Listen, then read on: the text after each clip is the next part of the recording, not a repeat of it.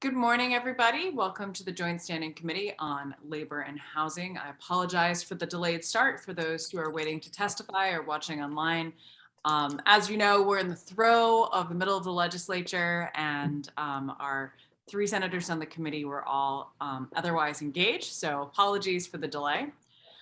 Before we jump into our public hearings this morning, we've sort of had a funny schedule here in labor, so we did not meet last week.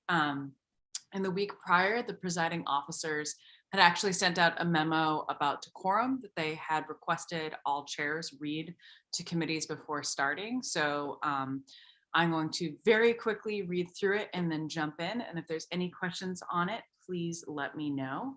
I think it's always a useful reminder for all of us when we're in the sort of, heat of the session. So good morning. We'll get to introductions after this, but just so folks know, my name is Maddie Daughtry, and I have the great honor of serving as the Senate Chair of this great committee. And I want to thank everyone for their hard work. That being said, as we approach the halfway point of the legislative session, presiding officers have asked committee chairs to take a moment to remind both legislators and public participants that maintaining decorum is vital to ensuring that we can complete our work in an orderly and efficient manner. It's also important to upholding the integrity of this committee. If you need a refresher, the rules of procedure in committee are the same as the rule of procedure in both the House and Senate under the joint rules. In addition, the Maine Legislative Code of Ethics charges each legislator with civility and responsible conduct both inside and outside of the State House. So here's how it translates to our committee work. Committee members are required to show respect at all times for witnesses and for other committee members. All discussions must be conducted in a manner that is not disruptive. Imputing the motives of another committee member is prohibited, as well as those testifying. Engaging in the discussion of personalities of other members is prohibited. And a committee chair has the power to limit testimony at public hearings as necessary for the orderly conduct of the hearing. And members shall refrain from interrogation that is argumentative, oppressive, repetitive, or unnecessarily embarrassing to hearing participants. So in an effort to maintain order and decorum, all questions must be addressed to the chair, which you've all been doing a great job on, and all speakers must be recognized by the chair. Also shout out to the public, most everyone's been doing a great job on that as well. Questions relating to order are decided by the chair, subject to appeal by the committee. If a participant violates the rules of order and decorum, the chair can take action to limit the ability of that participant to continue disrupting a meeting or public hearing. Democrat, Republican, independent, or unenrolled, every single person who appears before this committee deserves respect, as do our esteemed colleagues who serve on the committee. I want to thank each of you for your efforts in helping us maintain our duty of civility outlined in the Legislative Code of Ethics and demanded by our constituents. Thank you very much. And that came from the presiding officers. And if you have any questions, see them, or I'm happy to try to take a stab at it as well. With that, any questions on that before we move into the public hearings for the morning? Not seeing any. Let's jump right in with introductions and go from there. As I said, I'm Senator Maddie Daughtry. I represent Senate District 24, which are the communities of Harpswell, North Yarmouth, Freeport, and Pownell and Brunswick. I'm going to jump over to, we don't have a senator. I'm going to kick it over to Representative Drinkwater. We're going to do popcorn style. I'm going to call it out as I see it on Zoom. Oh, no, I'm going to have to break decorum on this one because I'm so used to going alphabetically. This just throws my whole game off.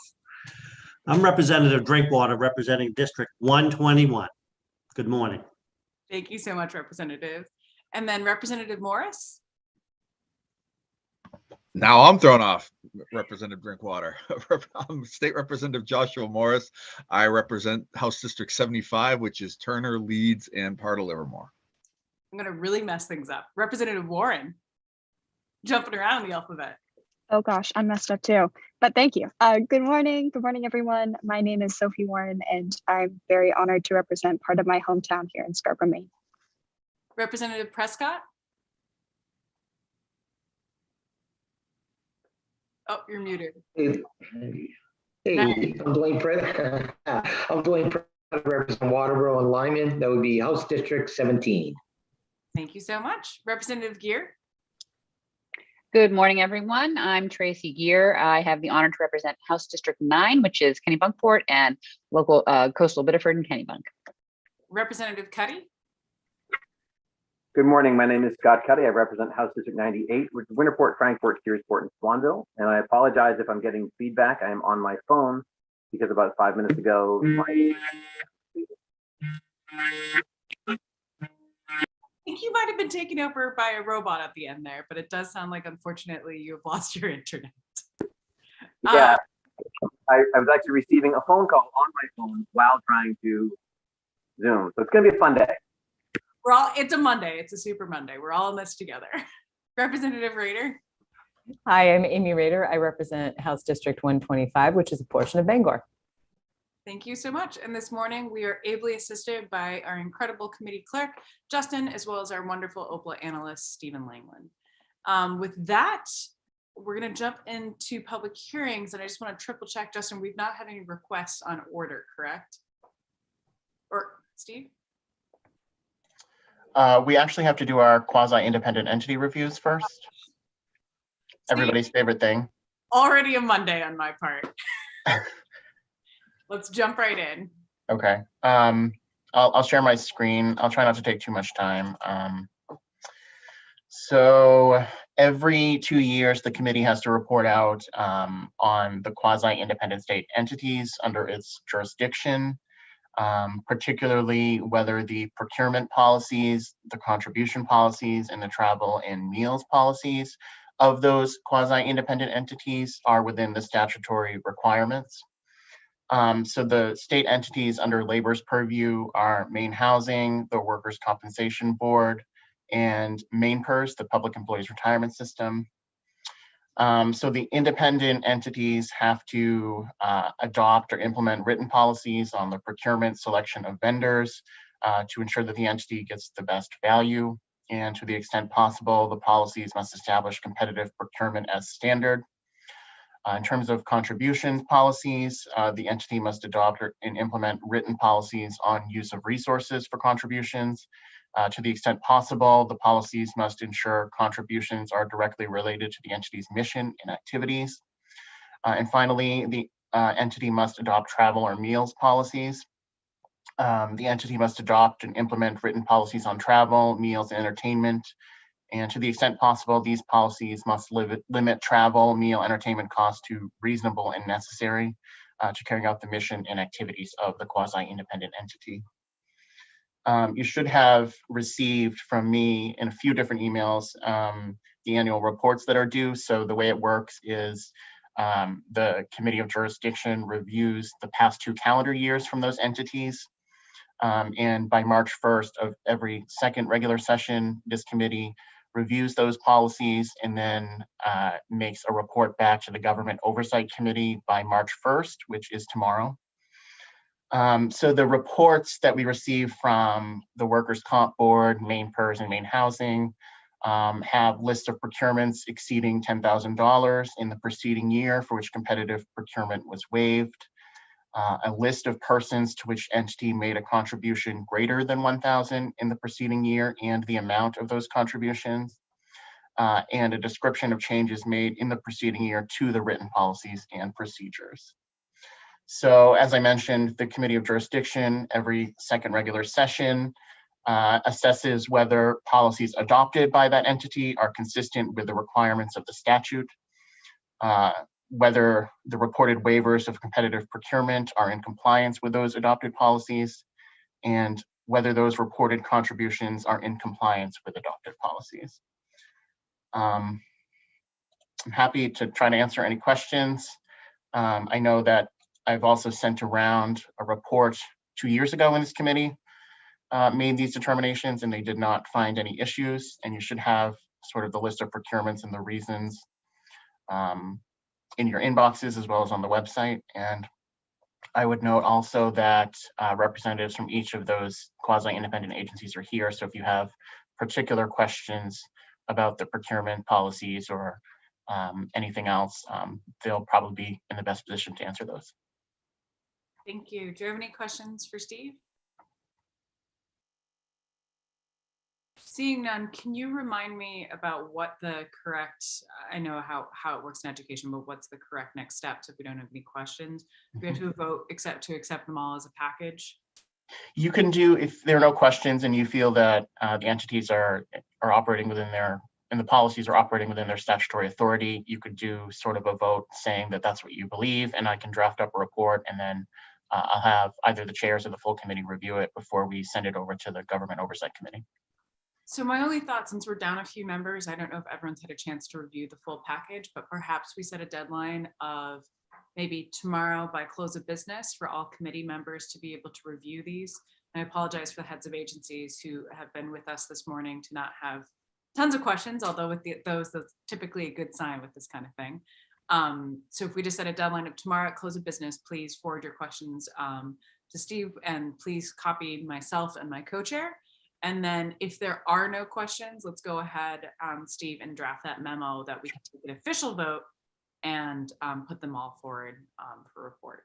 Does that sound amenable to everyone? And since we haven't properly brought it up, we don't have to table it, correct? Yeah, that's fine. Okay. Not seeing anything else on that. We'll move on to our public hearings. Let me just pull up the order of the day. Up first, do we have Senator Curry with us? Let me just check before I introduce his bill. Justin, I'm not seeing, let's see. I just sent him through as a panelist. Yeah. And did you get the email as well? The committee, he can tell you more about it, but I sent out an email. I don't know if I did. I got the list of folks who have signed up to testify. I'll let Senator Curry share that with you. Absolutely. And I can share it with the rest of the committee if they need it. Yeah. Representative Drinkwater, did you have a question before you open the public hearing? Well, I think Steve read my mind. He posted all the testimony just as I hit my button. So thank you. He totally telepathic message there. But I just need to, let's see, 1, 2, 3, 4, 5, 6, 7. We are down a member. So we actually can't start yet until we have one more person log in. Who did we just lose? Oh, we lost Representative Morris. And apologies, Senator Curry, for the delay. Let's everyone text every labor member that you know very quickly. If we can get one back, we can jump into our bills.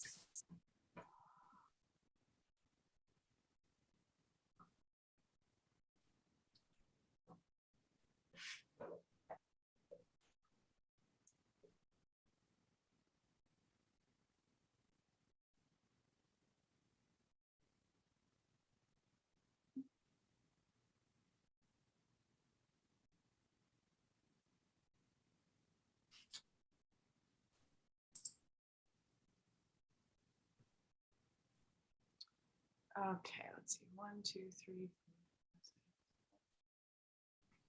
See, this is, when you wish you could just instantly, have like a pull. You need like a hook for all the committee members.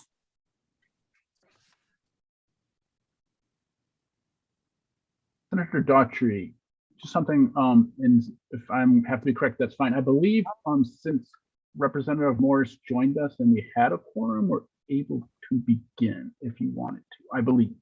I think you're right. I was just checking that. So I think. Okay, yeah, but maybe Stephen can confirm that. Yeah, and I think the drawing rules say also a quorum is actually 7 members. So, yeah.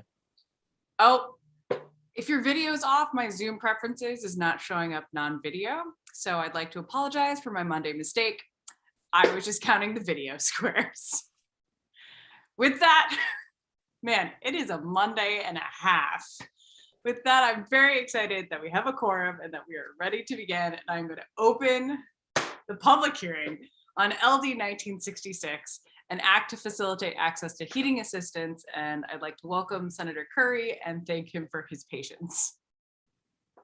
Thank you, Senator Daughtry and Representative Sylvester and distinguished colleagues on the Joint Standing Committee on Labor and Housing.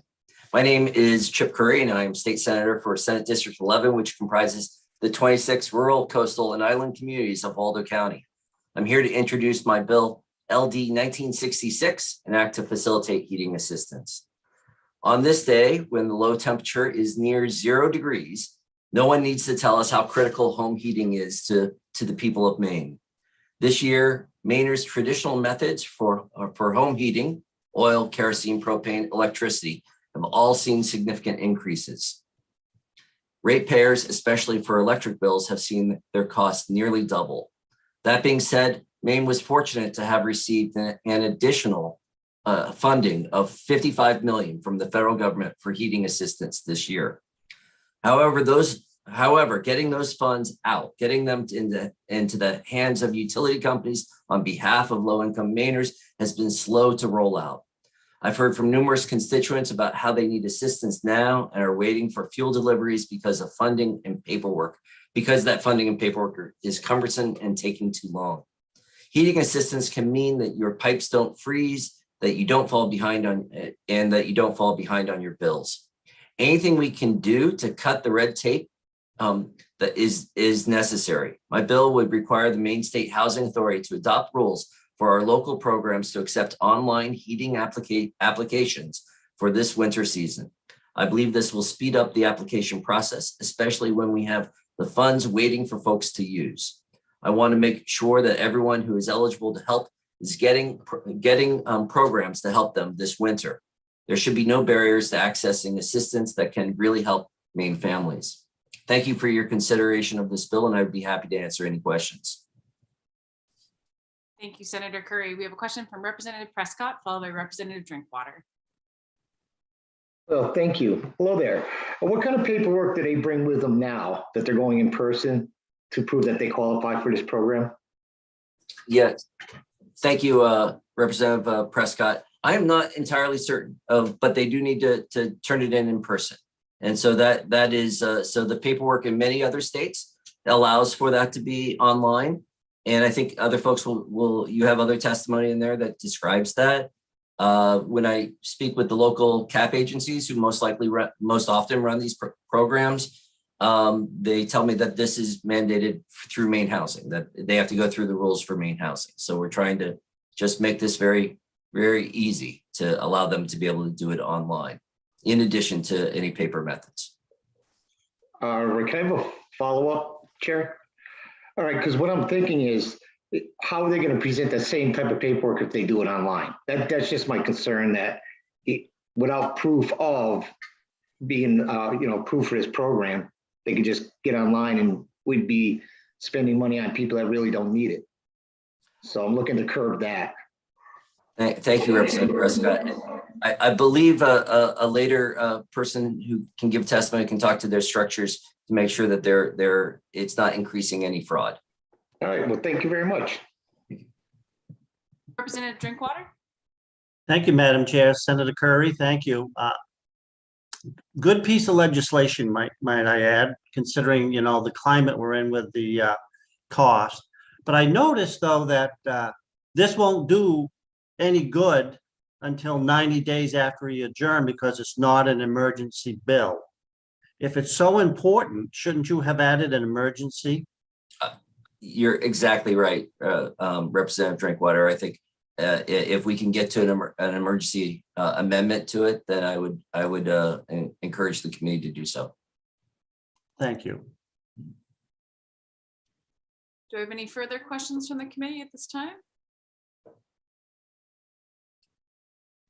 Seeing none, thank you, Senator Curry, for your testimony and for presenting the bill this morning. Thank you very much. That we're going to move on to folks who have signed up to testify, and because today technology seems to be the bane of my existence, you'll have to pardon me one split second. If we can bring in first Megan Hannon from Maine Community Action Partnership. We're going to be taking folks who are testifying for, followed by against, followed by neither for nor against. And with that, Ms. Hannon, the floor is yours.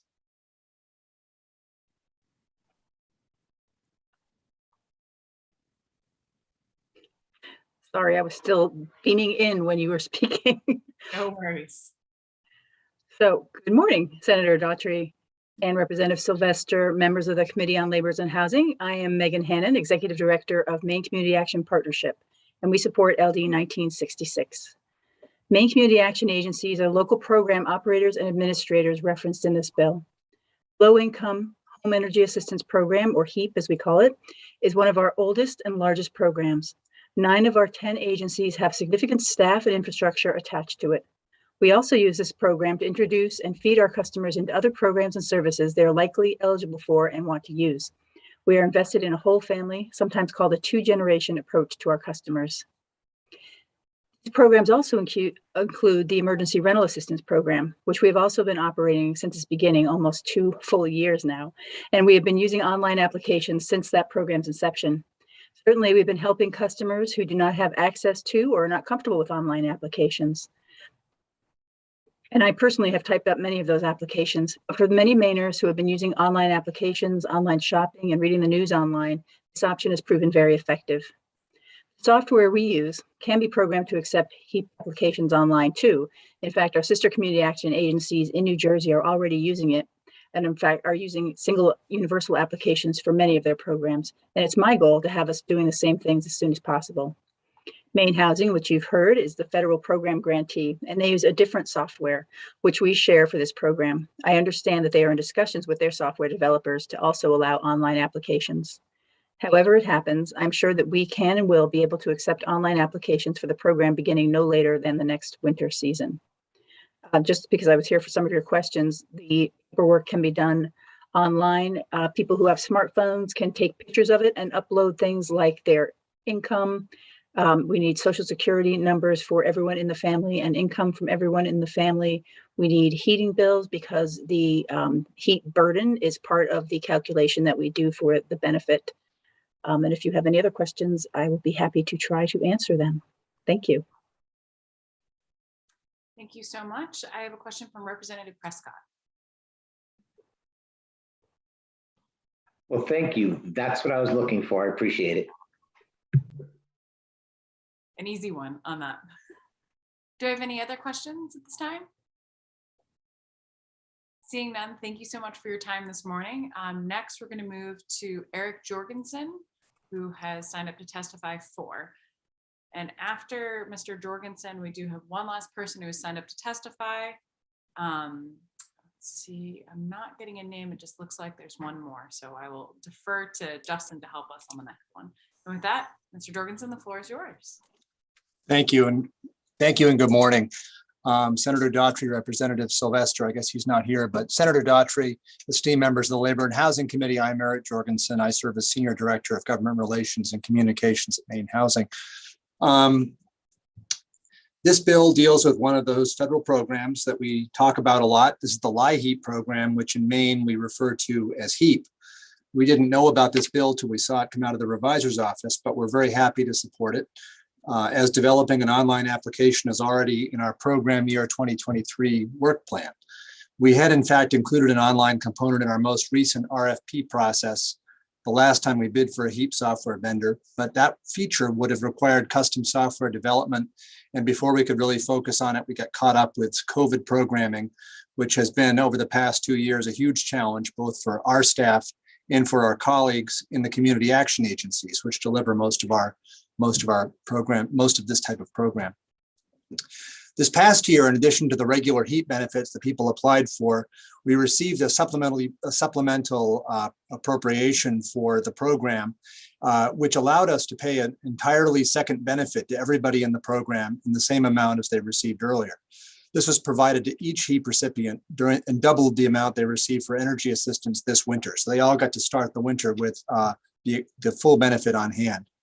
We're currently in the process of a special electricity bill credit of $90 for every household on TANF, Maine Care, and similar low income aid programs, because this is being conducted in conjunction with the PUC to partially offset the recent increases in electricity cost. And both of these supplemental programs, again, came to us as the result of one-time additional funding for the HEAP program. That's not exactly relating to this bill, but I wanted to at least make sure you were aware of that. Like you, we've been very concerned about the wait times that some of the community action agencies have experienced around getting people their initial HEAP enrollment appointments. We've recently instituted a mid-course change in the program this current heating season. And on February 1st, we made some changes in the current application procedure in an effort to reduce the application bottleneck that some of the CAAs are experiencing. We're also anticipating 2 other significant changes in the coming season. One of them is the anticipated launch of the online application. The other is to implement some form of categorical eligibility around income. If, for example, you can demonstrate that you're part of a low-income aid program, your application process will be much simpler. HEAP's a complicated program and it's based on federal rules. We're mandated to provide the greatest benefit to the poorest people with the highest heating cost burden. Those three things are very important. And this makes HEAP more complicated than a typical low-income benefit. Changes like some categorical eligibility and online applications will not be simple, nor will they be silver bullets, but they should all make a difference in this process. We really appreciate Senator Curry's interest in the HEAP program. We don't anticipate requiring any state funding to develop the online application. I think the other questions I was going to answer have already been brought up by Megan, so I'll just take any questions you might have. Thank you so much. I have a question from Representative Drinkwater, followed by Representative Gear. Thank you, Madam Chair. Mr. Jurgensen, good to see you again. Nice to be here. Hopefully we're on the downhill side of this cold weather.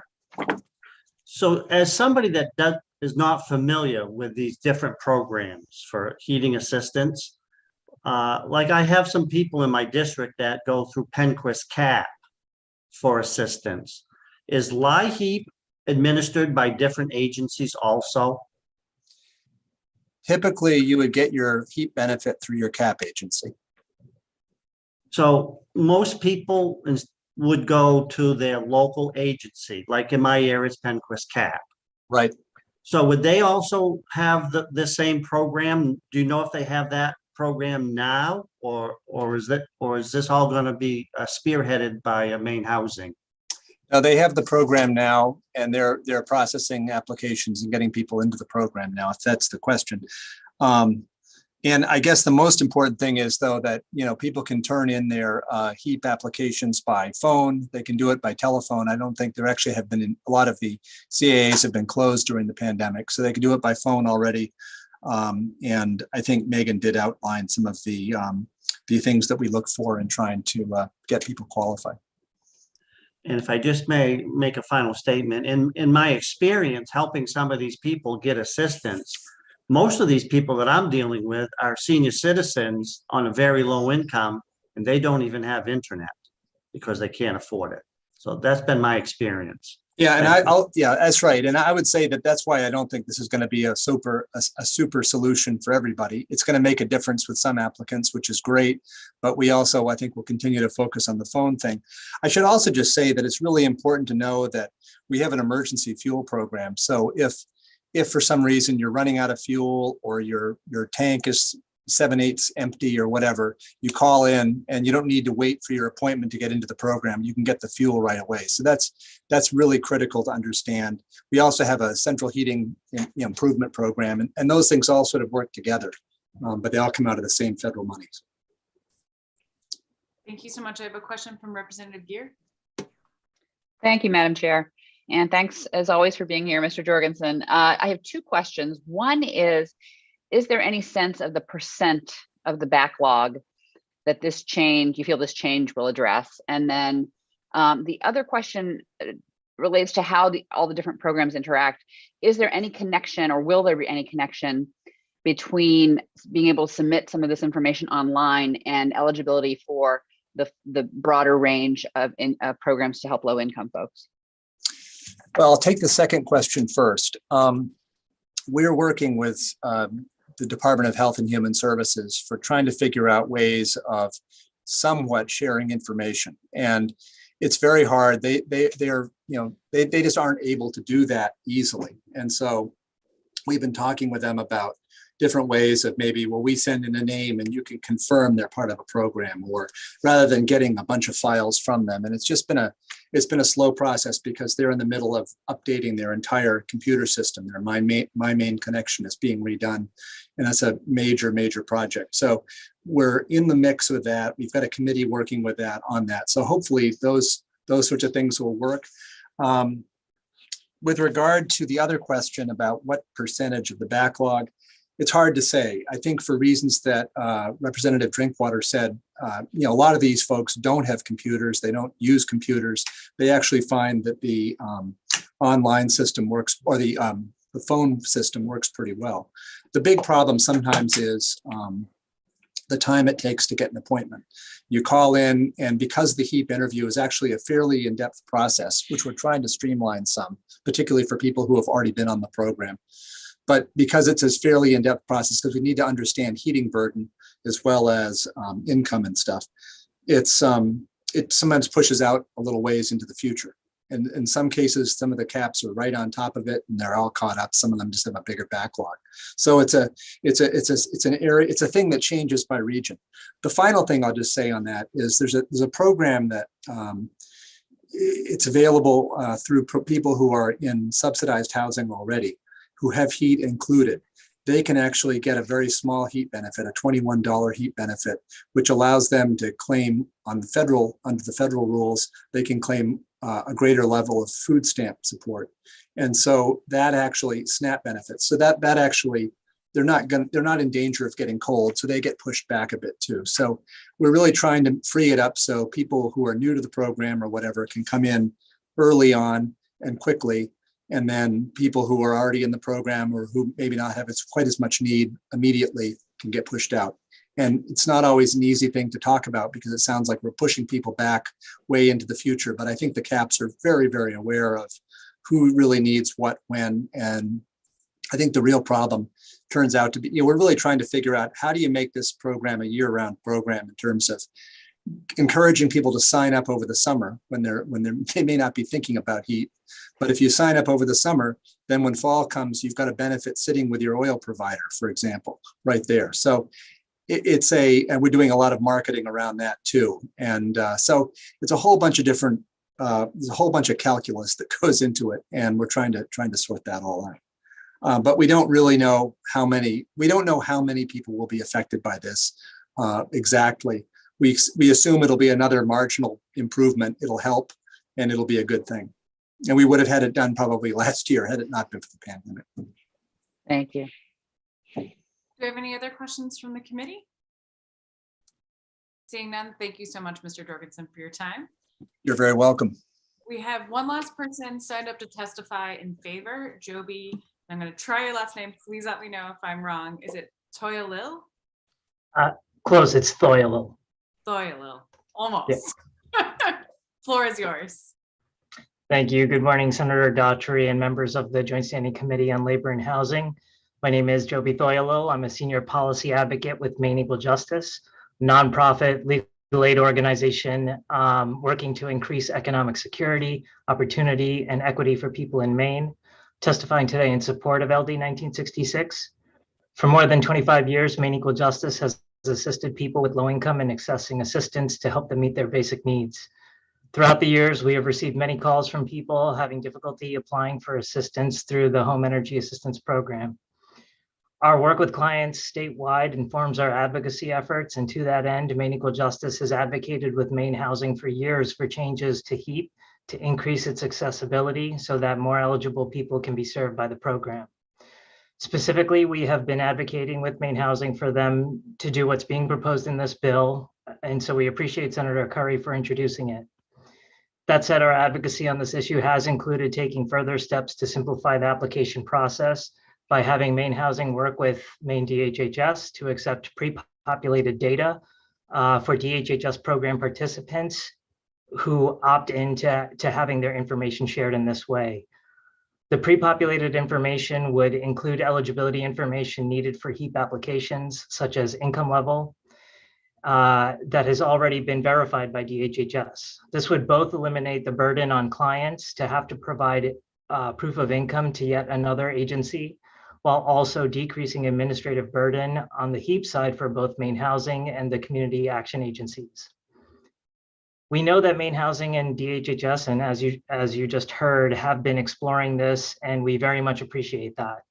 That said, we do have a slight worry that the move to create an online application without considering this opportunity to pre-populate relevant data from DHHS could possibly lead to a closed off, siloed application system that wouldn't allow for such data sharing in the future. For this reason, we think it would be important for Maine Housing to consult with stakeholders as they move forward in figuring out how to establish an online application so there aren't any unintended consequences, such as preventing data sharing between the departments. I acknowledge, especially given Maine Housing's testimony right now, that it seems like this is very much on their mind. But given our engagement on this issue over the years, our suggestion for the committee to consider is adding a provision to the bill that would have Maine Housing consult with stakeholders to ensure that these factors are sufficiently considered. Thank you very much for the opportunity to testify. I'd be happy to answer any questions you might have. Thank you so much. I have a question from Representative Warren, followed by Representative Prescott. Thank you very much for your testimony. I guess genuinely curious if you, not to put you on the spot, but just in your recommendation of how much further, in a sense, you think the department should go here, I guess I wonder, how do you consider the like privacy implications or consent of giving information, if that makes sense, especially if maybe we're talking about historically marginalized or otherwise disenfranchised members of Maine's community. Is there a possibility of being a sense of distrust or who has my information? And I guess, like, rather than making that choice on their own, if you have any thoughts about that. Yeah, it's an important consideration for both legal reasons, since confidentiality issues are related to the different federal programs. But also, I'm glad you brought up the concept of distrust.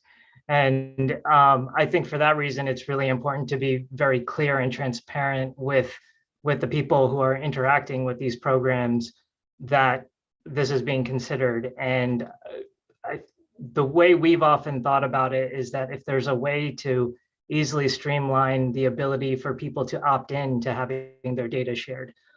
So there are far more people receiving assistance through DHHS than there are receiving HEAP assistance through Maine Housing.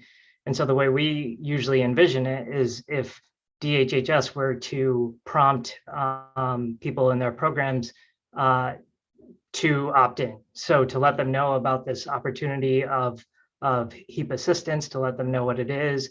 Would you be interested in us sharing our information to make your application easier?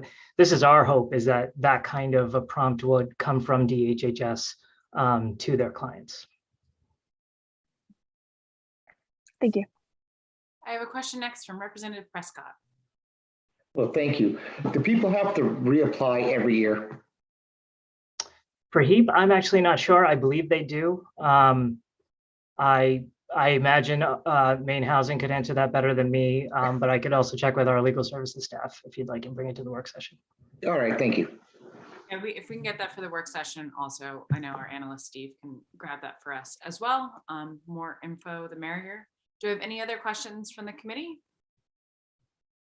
Seeing none, thank you so much, Joby, for your time today. That concludes the list of folks that we have signed to testify in favor. We have no one signed up against and no one signed up neither for nor against. So at this point, I would ask if there's anyone in the attendees portion of the Zoom who had planned on testifying on this bill, please raise your hand so we can bring you into the hearing. Seeing none, with that, I'm going to close the work session on LD 1966. And thank you, Senator Curry. I was remiss, were there any other questions that we wanted our analysts to grab before we move on to the next bill? Not seeing any hands, we'll just keep on moving along. One other thing in the Monday morningness that I forgot to mention was a 3-minute timer for those who are giving public testimony. Obviously, this does not apply to the bill's sponsors and legislative co-sponsors, but for all members of the public testifying. We will be doing a 3-minute timer. I'm going to ask Representative Gear to be our timer. She'll have it right there on her cell phone. As members are jumping in and out, I might ask other committee members. So if you see me looking at you, I might nominate some other members as well. If anyone has a desire to be a timer later on, just let me know. And with that, we are going to kick it over to our own member. We're going to open up the work session on LD 1969, an act concerning equity in renewable energy projects and workforce development. And I'm going to kick it over to our own Representative Cuddy to present his bill.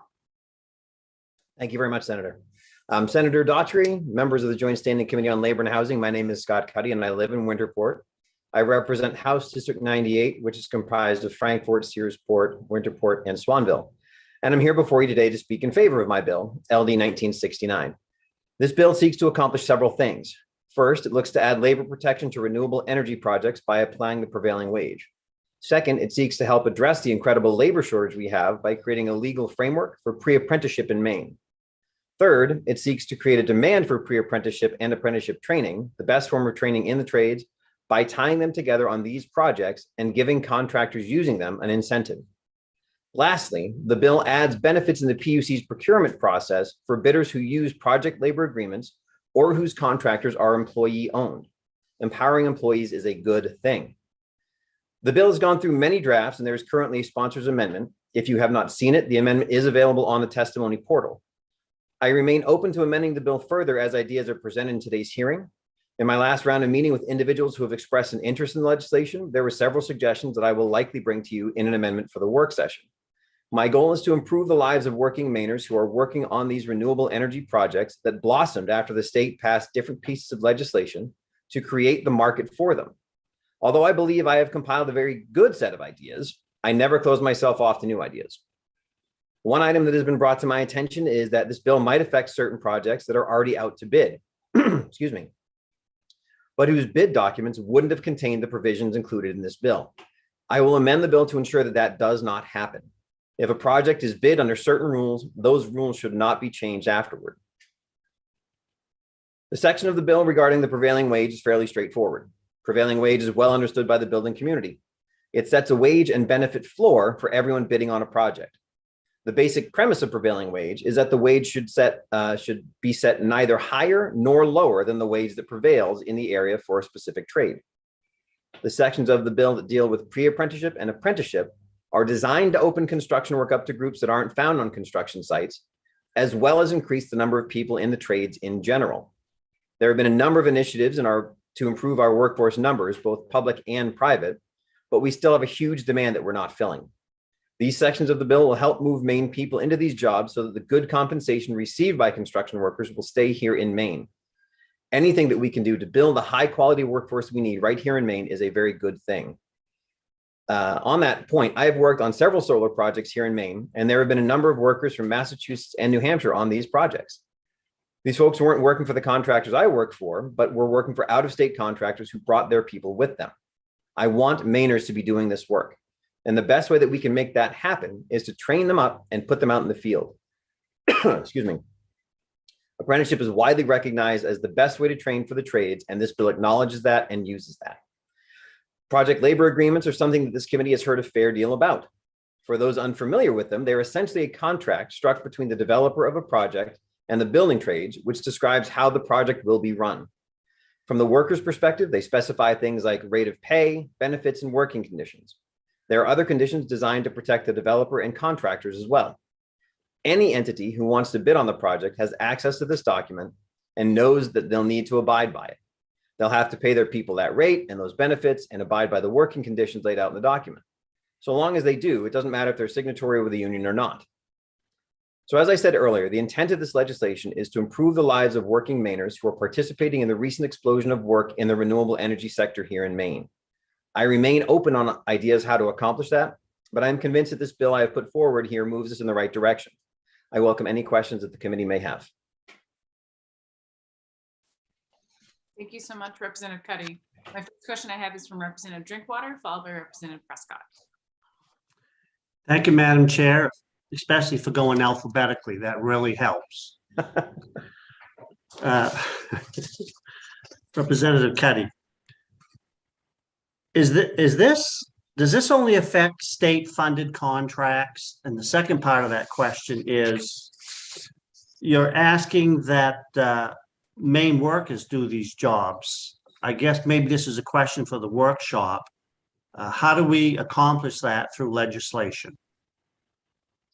Those are both excellent questions. And the bill seeks to apply the working conditions to projects that receive state assistance. Prevailing wage typically applies to places where the state is paying for the work. And what we've done is, if your project receives assistance, either in the form of a power purchase agreement from the PUC, or in terms of renewable energy credits, which are something that was created by law, then in that case, it would apply to a renewable energy project that receives those things. If you were building a renewable energy project and you were not going to utilize RECs, and you were not going to utilize a power purchase agreement, and it was totally private endeavor, the bill would not apply to that. I looked long and hard at how I can require Mainers to do this work. And there isn't a way in law that I found that wouldn't violate interstate commerce.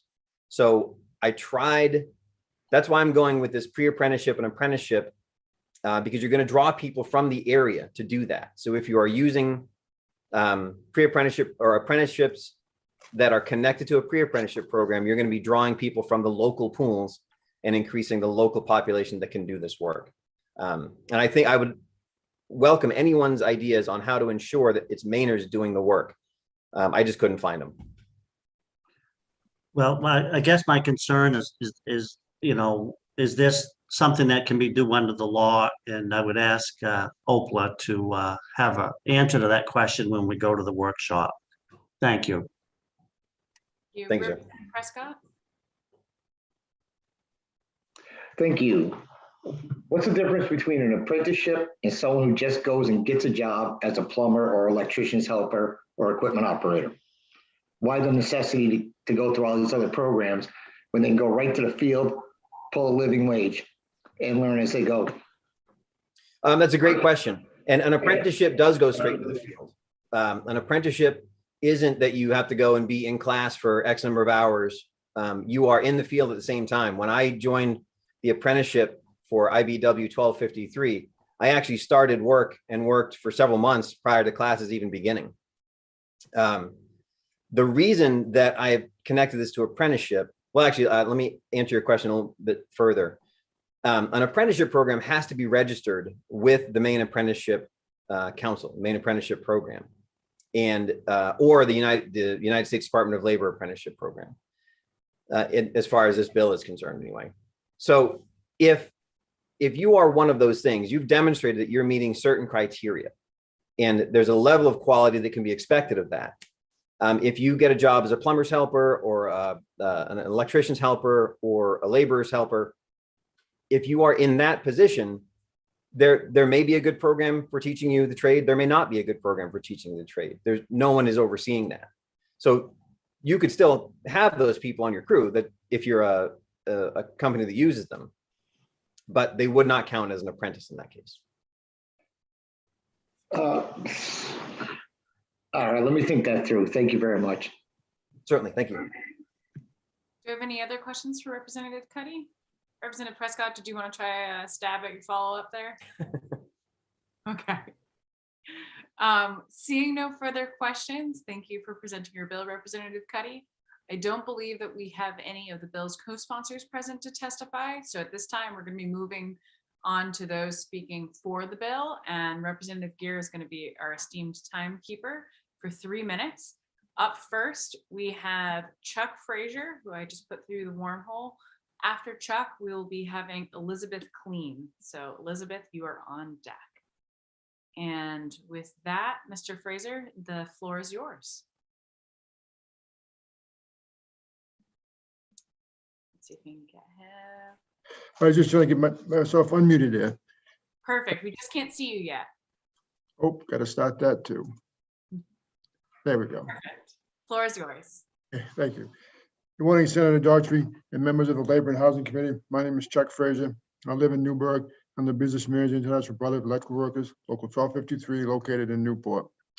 I represent 254 master, journeyman, and apprentice electricians with a jurisdiction from Lincoln to Bolton and Wilton to Eastport. I rise today in support of LD 1969 and that concerning equity and climate projects and workforce development. We are living in real time the warming of the planet. We are watching the worsening forest fires in the West, the ever larger tornadoes in central United States, the largest hurricanes of our lives destroying the southern states of the Gulf Coast, Now snowstorms in the Mid-Atlantic states that are stranding travelers overnight on our interstate system. Our response to climate change has the potential to create thousands of new jobs in new sectors of our economy. It is urgent we take deliberate steps to create high-quality, family-sustaining jobs and advance equity. LD 1969 seeks to create these good quality clean energy jobs and help advance equity. For large renewable energy projects over 2 megawatts that receive over $550,000 in state economic assistance, the bill ensures decent wages, benefits, pre-apprenticeship, workforce development, advancing equity, and encouraging high-quality jobs. To ensure decent wages and benefits, LD 1969 would have workers paid at prevailing wages. Prevailing wages ensure that these new jobs will not be erased to the bottom. Wages and benefits would be set at customary figures set by the state each year through surveys for each trade working on these projects. LD 1969 helps develop Maine's workforce for the future with pre-apprenticeships and apprenticeships that help move Mainers into registered apprenticeships and providing opportunities for women, people of color, immigrants, and other working class Mainers to access these jobs. LD 1969 encourages quality construction jobs by adding project labor agreements, employee ownership as factors that may be considered to meet the economic benefit standard. Project labor agreements truly help transition workers from the fossil fuel industry into the new clean energy industry. As the country moves away from fossil fuels, energy plants like Wyman Station and Cape Elizabeth become increasingly unstable. To help these workers accept their inevitable future, project labor agreements ensure higher wages than prevailing wages due to the wage scale being connected to the building trades contracts. Through the Maine 2020 U.S. Bureau of Labor Statistics for the state of Maine, power plant operators on average make $72,260 in Maine, while a photovoltaic installer at the average wage is $40,300. You know, how can we expect these fossil fuel workers like Wyman Station to accept, you know, the fact that their jobs are going away and move them into the clean energy is through project labor agreements, so we can assure that they get good wages that match what they worked on their old jobs. Project labor has helped, you know, the smooth transition for these workers due to the building trades contracts. And project labor agreements also assure a safe working environment due to the safety provisions negotiated in the project labor agreements. So I support Mr. Fraser, I have to inform you your time is up. So if you could wrap up your thoughts. Okay, thank you. I support LD 1969 because the legislation helps Maine workers move in a fast-growing industry, helps fossil fuel plant workers transition into this industry as they lose their jobs, and helps women and minorities achieve good jobs with wages and benefits. Thank you. Thank you so much, Mr. Fraser. Do I have any questions from the committee? Seeing none, thank you so much for your time.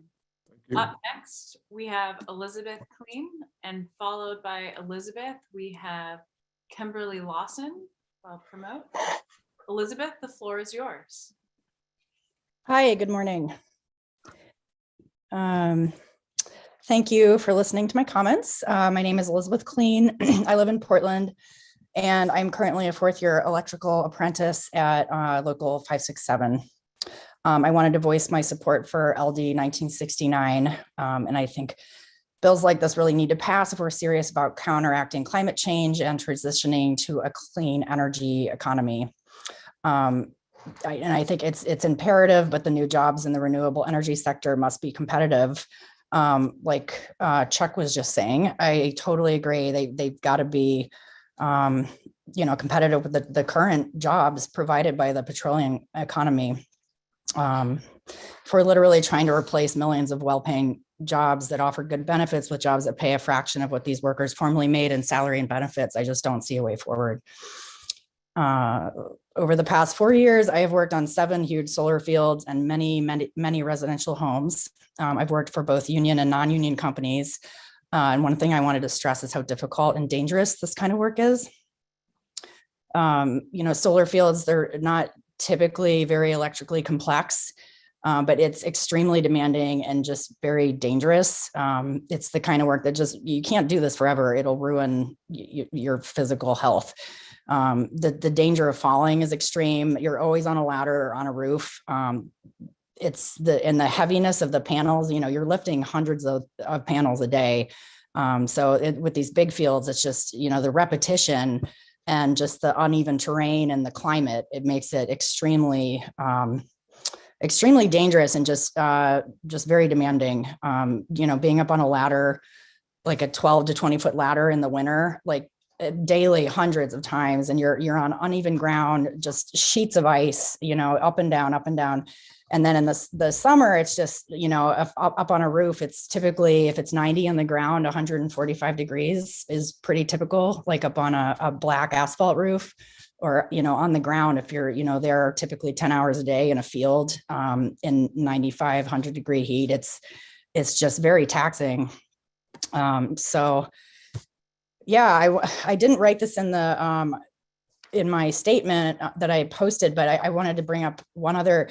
There was a non-union company just recently. You hear these stories all the time. They literally had to rip out every single, this was after 2 months of work, poles, the beams that were going to support the panels were driven 2 feet shallower than they should have been. And this is probably like millions of, I don't know how many millions of dollars, the kind of mistake that was, but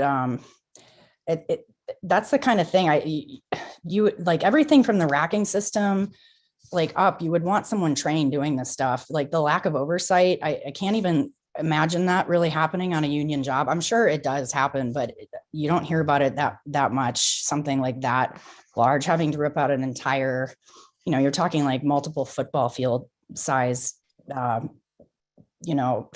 a field the size of 3 football fields, and 2 months of work and all this expensive machinery, driving all these, 100-pound beams into the ground, and then having to take all of them out because someone didn't realize they needed to be 2 feet deeper. It's a good, you need 8,000 hours of job site training and 4 years of classes to apply for an electrical license. And all of the stuff, all of the supporting aspects of the solar field, it requires a lot of work, and also, just training and job site training, and also just knowledge you learn in these apprenticeship programs. So I think it's extremely important. Ms. Clean, your time is up. So if you could wrap up your thoughts. Yes. Yeah, the diversity is really important too. I've worked with one other woman so far.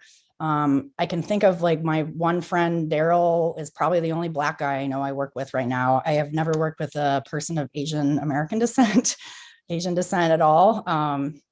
So yeah, I think all of this stuff is extremely important. So I'm completely behind it. Thank you for listening. Thank you so much, Ms. Clean. I have a question from Representative Prescott. Well, thank you. You talk about the lack of diversity in the field. Do you have any documentation that people are applying and not getting these jobs, or are people just not applying? I think it's a combination. I don't have specific information on that. I don't really work, I'm out in the field. I'm not doing recruiting, but I will tell you that in my first year class, there were 4 Black guys, and I don't think there's still, it's a very difficult environment when you're this extreme minority. It's difficult for me all the time. I'm kind of right at the end of my apprenticeship. But it is difficult. It's the demographic is male and white and over 50 in general. And it's just a difficult environment to enter into if you are anything but that. So that's a big part of it. I mean, I think people know that about unions in this area, particularly, like people of color or other minorities may shy away because just they understand what the demographic now is like. But I think there's also this element of it just being difficult. I think we need initiative to help like diversify, or it's just going to be a long transition. All right, can I have a follow-up? Yep, go ahead. All right, so how is this bill going to attract anybody different than what we're already getting? Because basically this bill is just saying it's going to be so much of a, here's the rate of pay you're going to get paid, here's the program you're going to go through. And that's already been in place for several years in other programs, in other industries. This is really no different. And I've heard you say about how difficult this job is. How is it any more difficult than roofing, carpentry, paving, drywalling?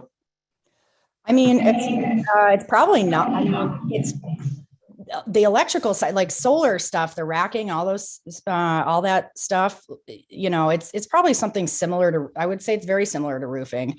I don't really know that many experienced roofers that would get on a roof for under like $20 an hour. It's just inherently, I mean, I know multiple people that have fallen and shattered a leg, you know, and been out for like over a year laid up. I think roofers should be making a prevailing wage also. I mean, I don't think that's really, I mean, I think those jobs you just mentioned, they should be making a prevailing wage as well, just for the difficulty. But the other thing with the electrical is this stuff is, it connects to the electrical solar parts of it. So even the parts, the racking, all the systems that hold the electrical wiring in place, they have an effect on the electrical system. So if you don't know all the intricacies of how that system works, it is very difficult to, you know, troubleshoot or figure out, like, I mean, there's just knowledge that some people have that is necessary to do these jobs. I mean, especially when it's interacting intricately with the electrical systems that it's, you know, that it's carrying. All right, thank you. Do we have any other questions from the committee? Seeing none, thank you so much, Ms. Clean, for your testimony and for speaking about your experience in the field. And thanks for being a trailblazer in that field as well. I know what it's like to be in a male-dominated industry, so thanks for speaking up. All right, thanks very much. With that, we do have Kimberly Lawson up next. I've tried to promote you as a panelist. It said decline, so I did want to say, oh, looks like Kimberly is coming through. And after Kimberly, we have John Levitt signed up to testify. So John, I'm going to promote you and you are on deck. And with that, Kimberly, the floor is yours.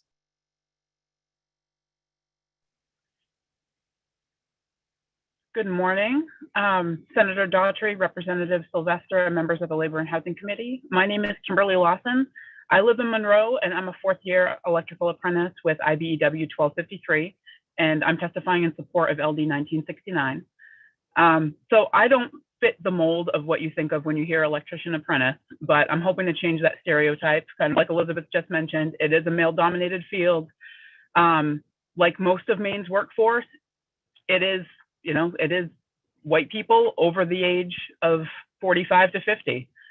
So I'm a woman in my mid-30s. I have 3 kids. And in the last year, I have worked on 3 different job sites. All 3 were solar fields. One of them I worked on while I was, or actually all of them I worked on while pregnant.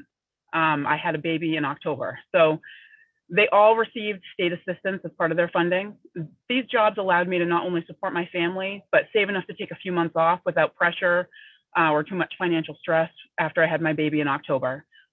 So I had my first child when I was 19 and I had no financial freedom to be able to take a maternity leave. I went back to work after just a couple of weeks, which I think we all know is not only dangerous as far as health goes for myself, but isn't really great for a baby to be in daycare that early either. So, so what I'm trying to say is the typical apprentice isn't somebody who's fresh out of high school, who has no bills, still lives with their parents. You know, a lot of us tried the traditional college route and found it wasn't meant to be, and instead decided we needed a better opportunity, and we found the apprenticeship. So Maine's workforce is one of the highest in age in the country. Retaining young and skilled workers should be a high priority. And to do that, we have to be able to show something tangible and sustainable that is being built and will allow us to be able to do the skilled work that we're being trained in. So in requiring state-funded jobs to use contractors with apprenticeship programs, you're allowing us to build and utilize skills that will last us the rest of our lives and will open many doors for us within our trades within the state of Maine. These projects are going to keep us here. A lot of electricians, we talk about when we top out, so when we become journeymen, it gives us the freedom to be able to travel outside of the state. A lot of the guys that I work with that typically do travel outside of the state for work have been able to stay home with their families. Oh, sorry. So instead of us having to travel outside of the state, we'll be able to stay home, be able to do work here that's not only sustainable as far as the environmental impact goes, but you know, it also allows us to keep money in our communities. So the money here belongs in the pockets of Maine families. You know, last spring, sorry, buddy, just a minute. Last spring, I worked in Farmington, and we were told on the first day, be careful of the other guys working around you because they were bagging groceries 2 weeks ago in Alabama, Mississippi, Phoenix, Arizona, and then driving up here for work. So, you know, when that's what you hear, when you know that there are people in the town that you live in that can do this job as well and don't necessarily know they have the opportunity, it doesn't really give you the warm and fuzzy feeling that you were hoping for. But, you know, I would just like to thank you all Ms. for your Lawson, time. your time is up. If you could wrap up your thoughts. Of course. Thank you so much for your time. I hope you all have a great day. Thank you so much, Ms. Lawson. I just want to let you know that yours is not the first baby to join us. I figured he wasn't. No worries at all. And thank you for your testimony. And Thank you. about your firsthand experience. Do I have any questions from the committee at this time? Seeing none, thank you so much for being with us, Ms. Lawson, and best of luck in the rest of your work. Up next, we have John Levitt. After John Levitt, we have Grant Provost joining us. So Grant, you're on deck. With that, John, the floor is yours. Hello. Thank you, members of Labor Housing and Committee, Labor and Housing Committee, for the opportunity to testify on LD 1969. I submitted my testimony, so I won't bore you with it. I just want to hit a couple of points and happy to answer questions. I want to thank Representative Cuddy and co-sponsor Representative Speaker Fecto for their hard work to sponsor this bill. The solar and wind industry has potential for incredible growth here in Maine. Currently, there are large national firms that are funding these projects. They create local franchisees that hire labor workers, day workers through Facebook or Craigslist. And it doesn't really offer any type of career or financial stability for the Maine workers that we have right now. LD 1969 offers guidelines for the industry to operate with sustained growth in our state. We can capture much needed tax revenue, establish careers for Maine people rather than day jobs, attract better, more financially sound developers and investors. We have the opportunity to set guidelines for climate projects in Maine that protect workers and maintain a solid workforce in the state. The developers are well aware of the value this state brings them through the industry, and I urge you to take this opportunity to support LD 1969, as this is the kind of business we need in Maine in the working climate because your constituents deserve. Thank you for your time. Happy to answer any questions. Thank you so much for your testimony. I have a question from Representative Prescott. Hey, thank you. Seems to me we tried this bill maybe last session. Do you remember that? And do you happen to recall what LD that was? No, I wasn't part of it. I wasn't part of it last session, if you're asking me. Yeah, actually anybody, because this is very familiar and I thought we passed it. So I'm kind of curious if we could look back. Oh, well then, thank you very much. Died. Yeah. that would be my point. Where did the last one go wrong?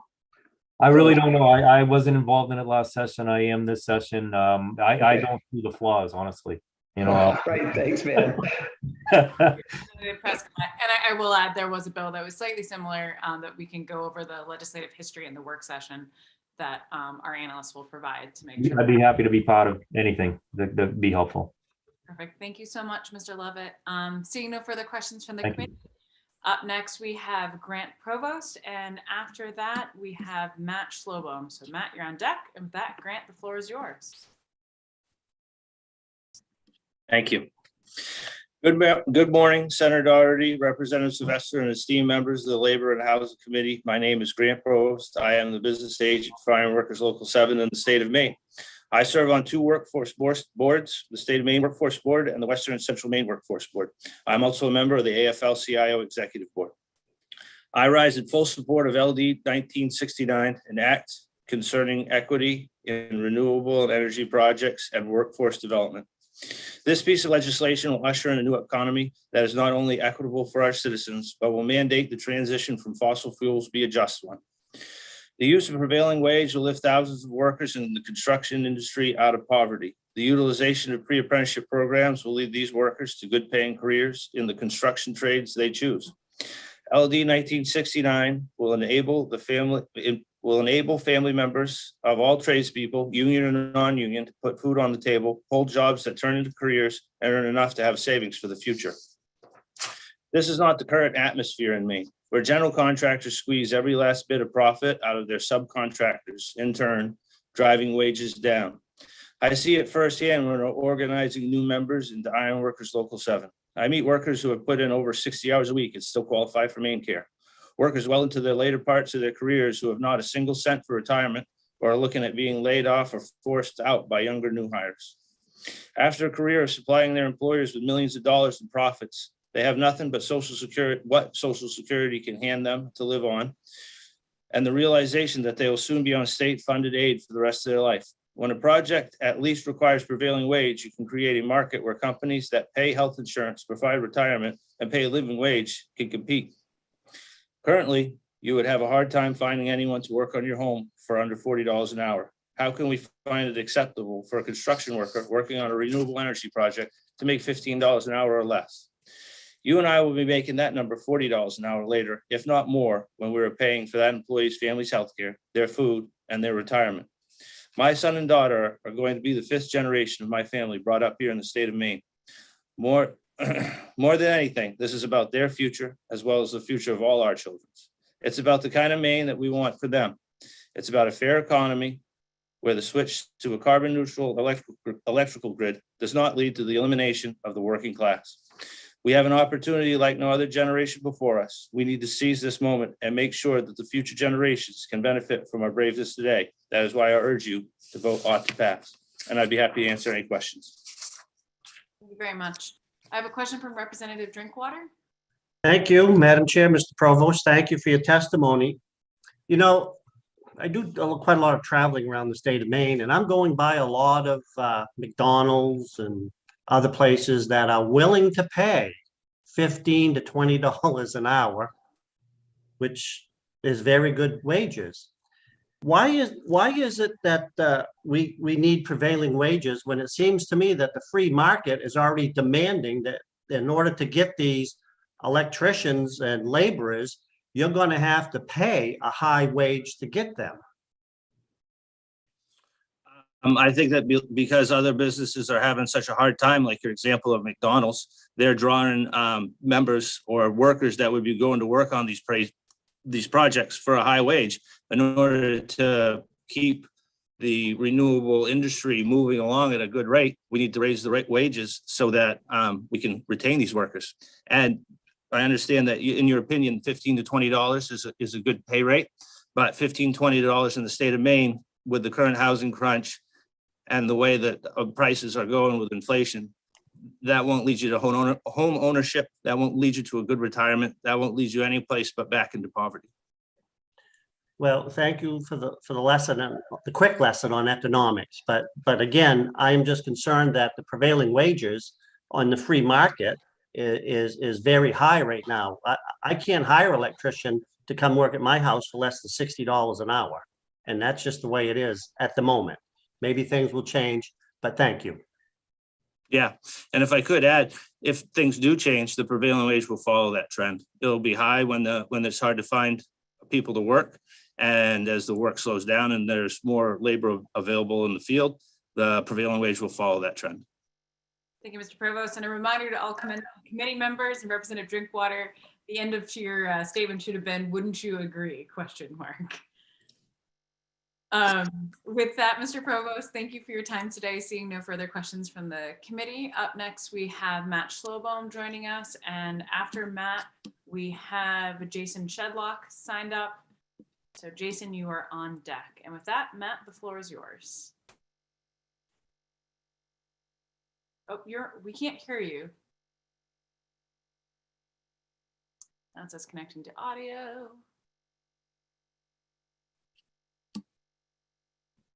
Says it's thinking about it. And wouldn't you agree we can't hear you? True. I do have a little bit of a Can you hear me now? Now we can. All right. Sorry about that. Tech issues. Good morning, Senator Daughtry, Representative Geer, and members of the Labor and Housing Committee. My name is Matt Schlobohm. I'm the Executive Director of the Maine AFL-CIO, and we testify today in support of LD 1969. We see two urgent pressing challenges that this bill seeks to address. One is the crisis of climate change and the need to respond urgently and rapidly, and the other is the accelerating crisis of inequality. My written testimony has lots of details and stats on those issues. So I won't belabor that here given the time. But our response to climate change has to address our economic inequality issues and vice versa. And to date, the quality of jobs in the renewable energy economy has been uneven. And there's stats in my testimony, but they are not super high quality jobs. They are not strong benefit jobs, and we can collectively do a lot better.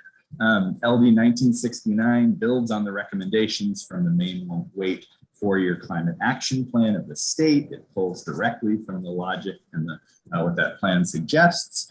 And I want to talk about what exactly this bill does and try to respond to some of the questions that have been brought up. So LD 1969 seeks to strengthen our workforce development system in the state, to open career pathways in a way that advances equity and opens opportunities to folks who haven't always had them, and to attach job quality standards to large renewable energy projects over 2 megawatts, which is, to put it in perspective, a 6,000 to 8,000 panel solar project. So these are not residential projects. The bill does 3 important things. The first thing is that it builds out a framework for pre-apprenticeship programs in the state. You're all familiar with registered apprenticeship. It's an earn while you learn system that provides career ladders and career pathways. Pre-apprenticeships are shorter, direct entry programs that move people directly into a registered apprenticeship program. They're frequently focused in other parts of the country on women in the trades or connecting justice-involved folks with access to good quality apprenticeship programs. They're a very, very effective tool for connecting folks who historically haven't had the opportunities for these good jobs into these programs. So by building this statutory framework out in Maine, and there's lots of details on what it does, it will both help the renewable energy economy, but all of us in getting the workforce we need and in advancing equity in that workforce. The second thing this bill does is it requires payment of the prevailing wage on these large projects. I know I'm almost at time, but I would point out to Representative Drinkwater, it was 2 Republican legislators who enacted the prevailing wage in 1931, and it's long been an effective system to prevent the government from driving down wages, which is the logic of it. The final thing this bill does, it modestly encourages registered apprenticeship and pre-apprenticeship. We can talk more about how it does that. And it tries to strengthen job quality standards and ensure that workers see benefits for projects that go through the Maine PUC renewable portfolio standard to ensure that working people see some benefit when the state is encouraging, incentivizing, and these kinds of projects. So I'll wrap there. Happy to share more in questions, but want to be respectful of time. Thank you so much. Do we have any questions from the committee? Representative Gear. Oh, we can't hear you, Representative Gear. Juggling. Thank you for being here, Mr. Slowbom. And just a question around the apprenticeship piece and how, what impact that might have on hiring folks from marginalized communities and underrepresented groups.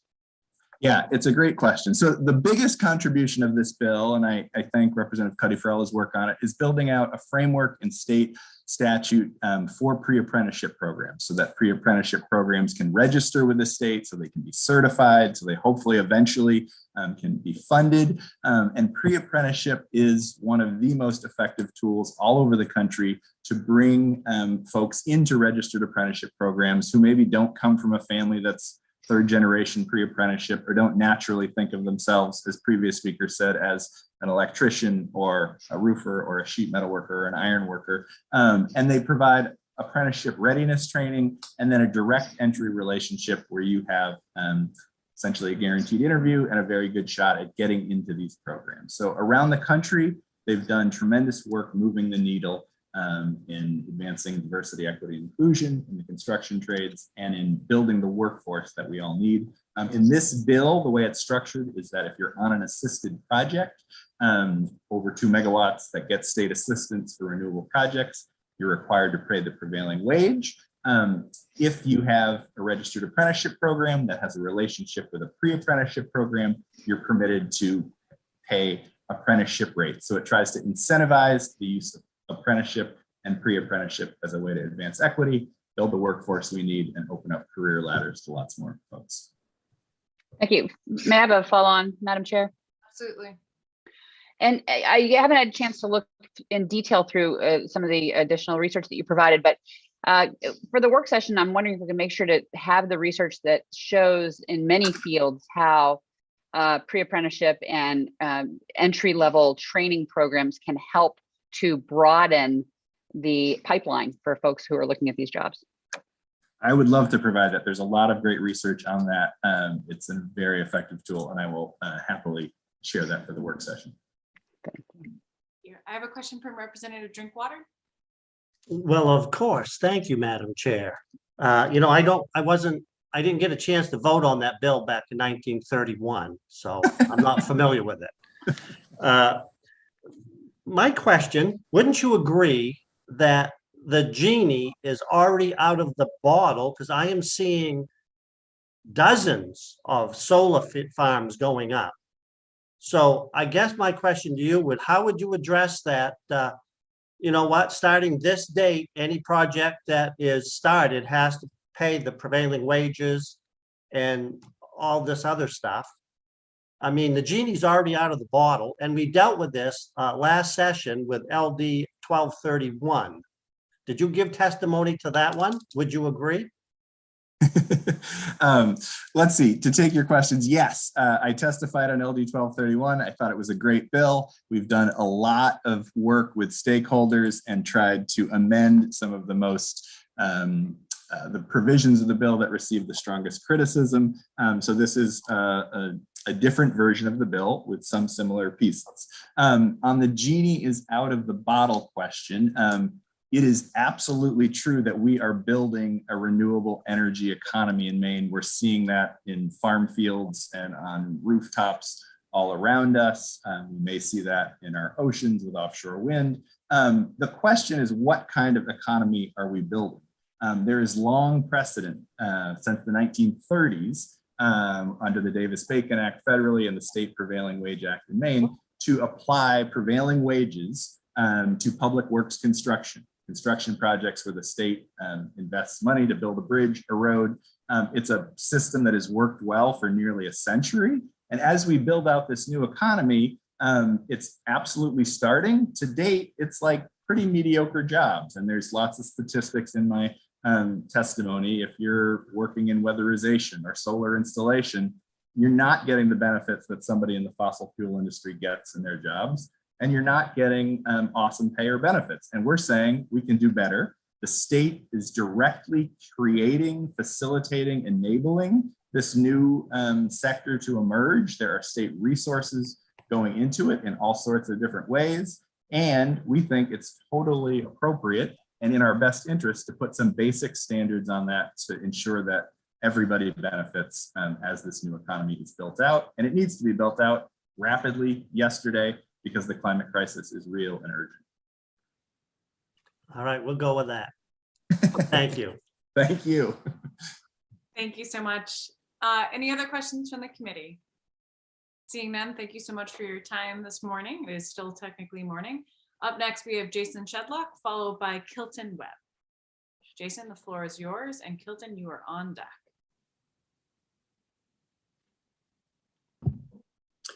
Good morning, Senator Daughtry, and welcome to the Labor Committee. It's very good to see you here, and it's also good to certainly have Senator Hickman still with us as well. My name is Jason Shedlock, and I'm a regional organizer for the Laborers International Union and president of the Maine State Building Construction Trades Council. I'm also a trustee and executive board member of both the Maine AFL-CIO and Southern Maine Labor Council, as well as serve on the Maine Apprenticeship Council and State Workforce Board. I appeared before you in support of LD 1969. And I thank Representative Cuddy for his steadfast leadership on behalf of Maine's workers and Maine's environment.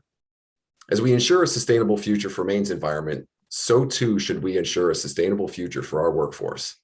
We do not do that by hollow rhetoric or hypotheticals. We do it by putting policy where our mouth is and enacting laws that meet our clean energy and workforce development goals. And that is why I, my affiliated organizations, and the thousands of working members that I'm honored to represent support this bill.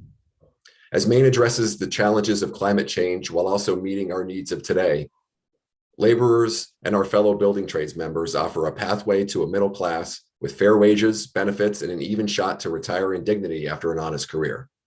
Policymakers such as members of this committee should do all they can to encourage these types of jobs, especially when public assistance through rebates, grants, loans, or any other government support is involved. LD 1969 puts in place a common sense framework to ensure that those that develop these natural resources do so while helping develop what I'd argue is Maine's most valuable resource, our current and future working families. We applaud the Mills administration's sharp focus on workforce development through registered apprenticeship and pre-apprenticeship models, as well as its leaning forward on climate change and renewable energy production. This bill operationalizes those goals in a way that makes a meaningful difference by putting in place benchmarks for job training, as well as making a long overdue investment with our traditionally underserved populations. I also want to be clear about something that you may hear later in testimony today. What this bill does not do is mandate labor agreements or union labor. It uses a tried, tested, and state and nationally recognized registered apprenticeship model to train workers, as well as simply incentivizes the use of labor agreements. So make no mistake, a company who chooses not to enter into a labor agreement or engage in meaningful job training is making a business decision, plain and simple. I believe your roles as lawmakers is to find ways to meet the renewable energy and workforce goals of our state while utilizing the policy tools you have at your disposal. LD 1969 gives you those tools. On behalf of the 300 plus members of the Laborers Union and 6,000 plus members of the 20 affiliates of the Building Trades Council I represent, we urge you to vote ought to pass and put those tools to use. Thank you, and I'm happy to answer any questions. Thank you so much. Do you have any questions from the committee? Seeing none, thank you so much for your time today. Up next, we have Kilton Webb, and then Kilton is the last person I have testified to testify in favor of this bill. If there's anyone else in the attendees portion who had intended to testify in favor, please raise your hand so we can bring you in after Kilton. And with that, the floor is yours. Good morning, Senator Daugherty, Representative Sylvester, and members of the Labor and Housing Committee. My name is Kilton Webb, and I'm a fourth-year apprentice of the IBEW, Local 567, and I testify to support LD 1969. It was midsummer in 2018. I just gotten home from my general maintenance job at a local summer camp when my dad eagerly rushed over to me. Kilt, you got to go talk to the neighbors. Their grandson was up from Florida and talks about he's an apprentice of the IBEW.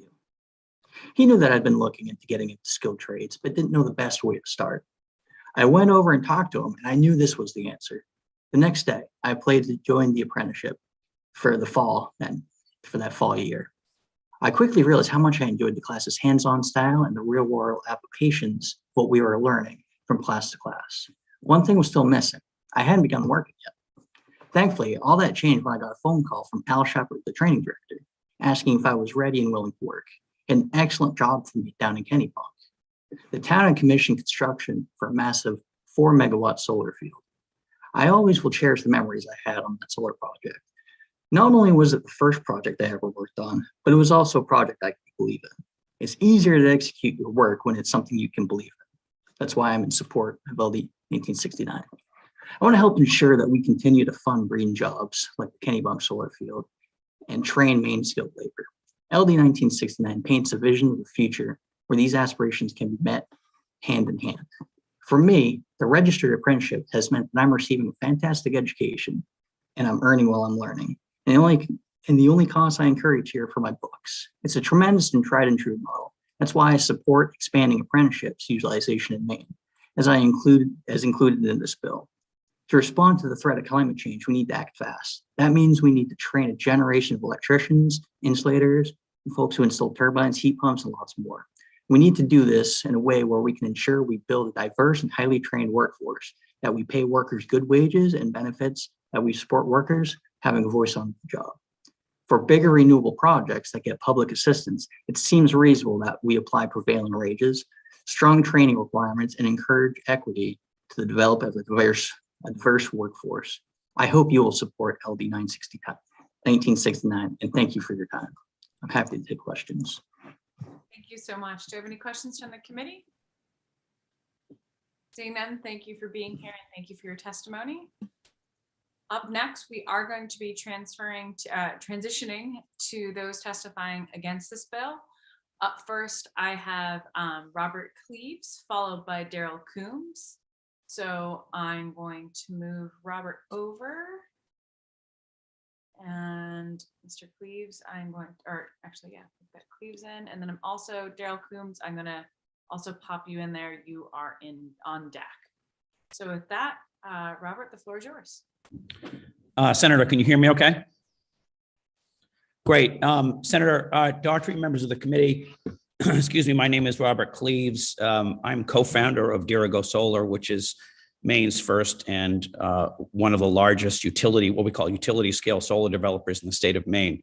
I very much appreciate the opportunity to share my thoughts with you about this legislation this morning, and appreciate Representative Cuddy's concern about making sure as many Mainers as possible are employed in the solar revolution that's happening in the state of Maine. I think a couple points bear mentioning, and I'm happy to participate in the work session. First, we don't need legislation. We don't need the Maine legislature to tell us, to encourage us to hire Mainers. Here's a simple fact. We've deployed more solar than any other company in the state of Maine. And we have invested to date over $100 million in the sector. We have been unable to find Mainers to do this work. That is a simple fact. There are simply not enough trained electrical workers in the state to fill the pipeline in our portfolio. So if we don't use some degree of out-of-state workers, our projects will never get built, and Maine's transition to a carbon-free economy will not happen. It is simple as that. Second, I think a fundamental flaw in this legislation is the idea that a power purchase agreement with the Public Utilities Commission is somehow equates to assistance from the state. These are not grants, they're not tax credits, they're not loans. We are in a fight every day with fossil fuel producers to win contracts from the Public Utilities Commission at the lowest possible price. And if we fail to do that because the legislature puts complicated and costly labor rules on us, we will lose. And what that will mean is that more and more Maine ratepayers will be relying upon fossil fuel production from out of state that is not subject to the kind of rules that we're talking about today. This will only make us harder for Maine companies like mine to compete. And I want to make one final point, which is that we are all for apprenticeship programs in the state of Maine. For a number of years now, we have reached out to the Maine Community College system. One of our primary goals in our company is we are a Maine company that supports Maine workers. Okay, so we believe in apprenticeship programs. We also believe in paying people a working wage, above working wage for the work they do. But I would steer the committee towards what's happening in the Build Back Better legislation that President Biden has proposed. And the way that program works is that these additional benefits come with additional tax credits. So don't make it harder for us to compete with fossil fuel producers. Give us additional benefits if we achieve these additional goals. Otherwise, we will not be able to realize our carbon reduction goals that the governor has set, and will frustrate our ability to continue down the road of reducing our carbon emissions as a state. So I thank you for the opportunity to testify and look forward to the working session. Thank you. I have questions from Representative Drinkwater, followed by Representative Rader, followed by Representative Gear. Wow, thank you, Madam Chair. I asked a question earlier about the free market, prevailing wages for the free market. Can you talk to me for a minute about, what's it costing now on the open market, the free market for people versus what we would have to pay for prevailing wages? Can you compare those two for me? I really can't. I'd have to ask my team kind of the details of that. And the other thing is that we work with a number of what we call EPC or procurement contractors who have details about that, but I'm fully prepared to do that in the working session. Thank you. Representative Drinkwater, did you have a follow-up? No, I was just curious to know what the difference would be in the labor. Thank you. We'll get that for the work session. Representative Rader? Yes, thank you. I have a quick question. Mr. Cleaves, you've stated that it's difficult to find enough workers for your business. Have you had the opportunity to reach out to the various unions that represent these workers and work with them in sourcing your employees? We have had a number of conversations with Maine labor organizations, and we continue to want to do that. I welcome the opportunity to sit down and talk about ways that we can promote their members and incorporate their members into our projects. At the same time, I think we are candidly hamstrung by what we think are kind of antiquated and overly complicated regulatory programs concerning what aspect of a licensed electrician can do what aspect of a project. And so, we continue to want to have those discussions. And I think that, the rising tide can lift all boats here, but I would strongly suggest that the way that we're all going to achieve the goals of greater employment opportunities in the state and more deployment of solar is not through a program that is kind of a mandated, complicated program that's only going to cost us more money and isn't going to allow us to compete with fossil fuel producers. It's as simple as that. Thank you. A question from Representative Geer. Thank you, Madam Chair. And thank you for being here, Mr. Cleaves. You had, at the beginning of your testimony, and Representative Rader also called this out, you had stated that you're unable to find trained Maine workers. As I read this bill, one of the key goals of the bill is to create a bigger and stronger pipeline of folks coming through a pre-apprenticeship program into apprenticeships in order to address just that issue. So I guess I'm a little confused. And I've also spent some time talking with the head of the Maine Community College system. This seems to be a universally acknowledged issue that we've got people who could do these jobs who aren't coming into the trades. So I'm curious as to your view as to why you wouldn't be supportive of that. Oh, I guess I may have misspoke or been misunderstood. So we absolutely support apprenticeship programs. We would, we have from day one reached out to the community college system. I know our colleagues at Long Road Energy have also been, instrumental in working with the community college system to promote those kinds of opportunities. When Derek Langhauser was president of the Maine Community College system, we reached out to him, and we were very excited and continue to be very excited about bringing those kinds of opportunities to young workers in the state of Maine. Absolutely. I mean, I think our bigger concern here is not the apprenticeship aspect of this legislation, but it's more of what is referred to in the legislation as project labor agreements and the increased costs, and that can cause our projects. Do you have a follow-up, Representative Geer? I guess just based on that last comment, I do, Mr. Cleaves, because again, as I read this bill, there is no requirement that you have a project labor agreement in order to participate in this program. I thought there was. Okay.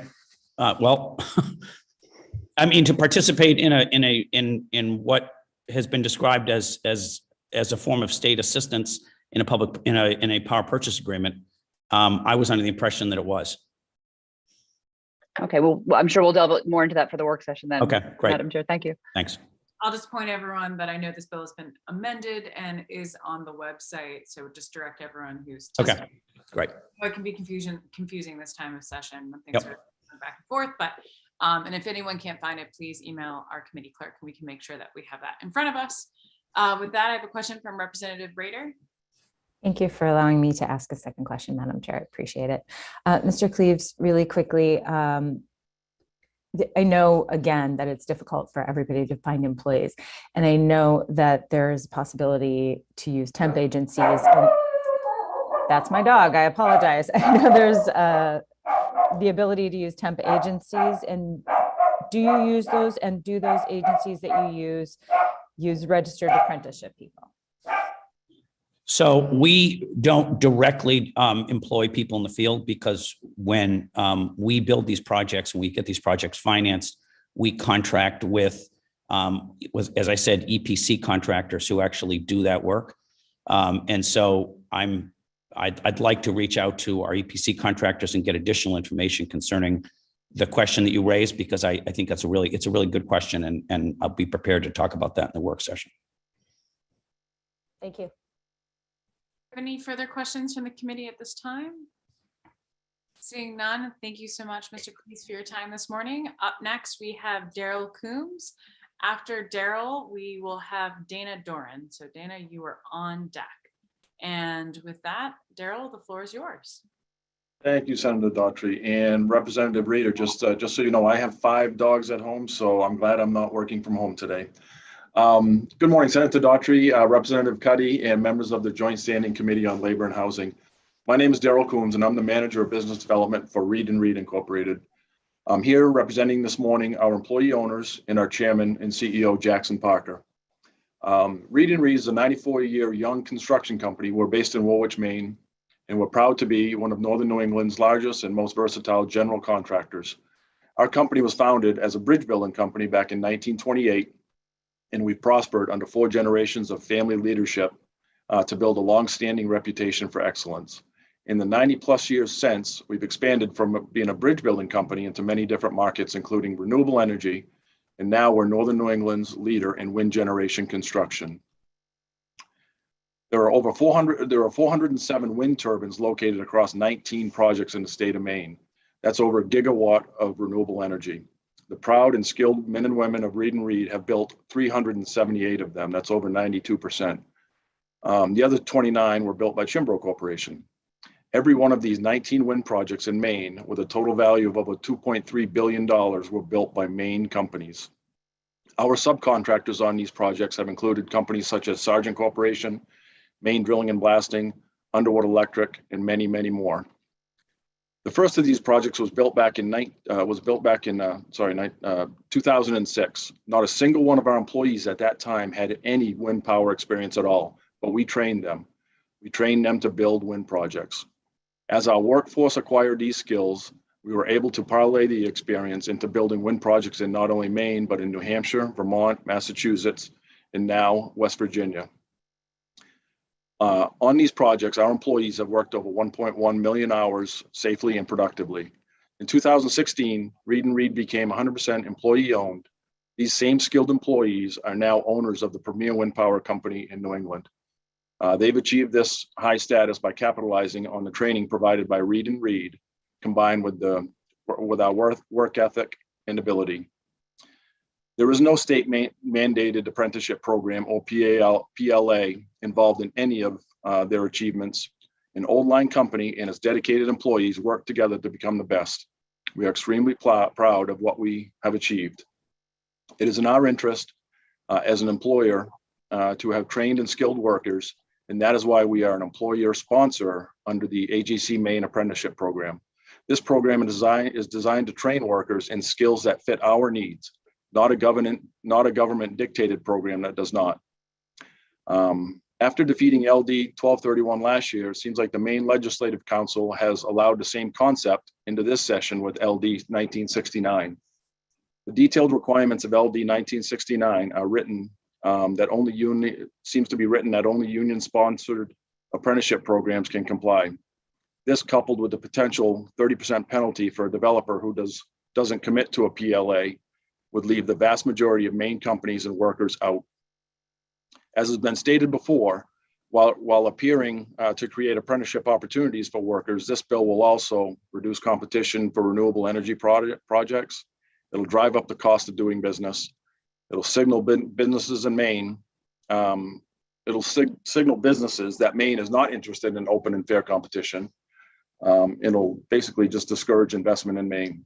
Our company routinely participates in contracts where prevailing wages are required, but these projects are 100% funded by state and federal tax dollars. In closing, Mr. Coombs, your time is up. If you could wrap up your thoughts. Yeah, thank you. I just urge that the Maine legislature defeats this legislation. There are Maine companies doing these projects, and we're doing them at prevailing wages or above. Thank you. Thank you, Mr. Coombs. Do I have any questions from the committee? Representative Rader, your hand is up.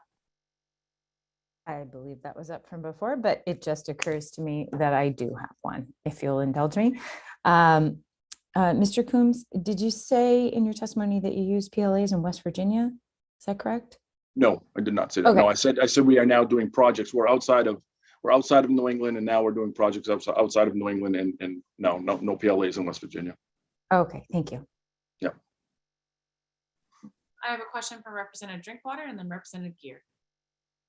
Thank you, Madam Chair. Mr. Coombs, nice to hear from you again. I remember you last session testifying on basically a lot of these pro-labor agreements. Reading your testimony, you talk about the cost of these projects. Obviously, tell me if you agree with this. The taxpayers won't be paying for these projects. It will be the ratepayers of electrical uses. Is that correct? Correct.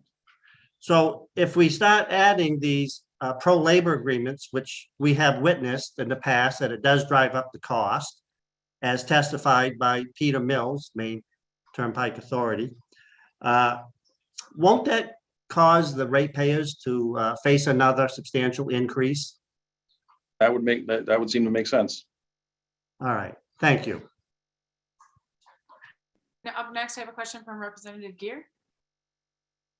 Thank you, Madam Chair, and thanks for being here, Mr. Coombs. My question has to do with this version of the bill, this version of this legislation, which does include employee-owned ESOP companies on the same footing as the PLA type agreement developer. So I guess I just want to make sure we're all on the same page. Is that your understanding as well?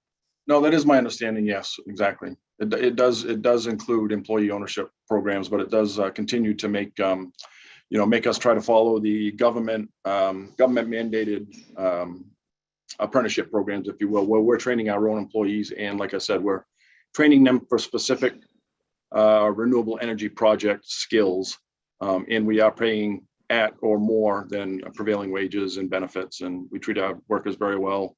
We're all employee owners here, and as employee owners, we want to have the best company that we can. Can I ask a follow-on, Madam Chair? I appreciate, Mr. Coombs, that employee ownership, and I appreciate the fact that you are working to pay your employees well. Again, I'm just trying to understand this particular bill. As I understand that your apprenticeship program would be able to tap into the pre-apprenticeship program that this bill would create in order to get new employees. Is that your understanding as well?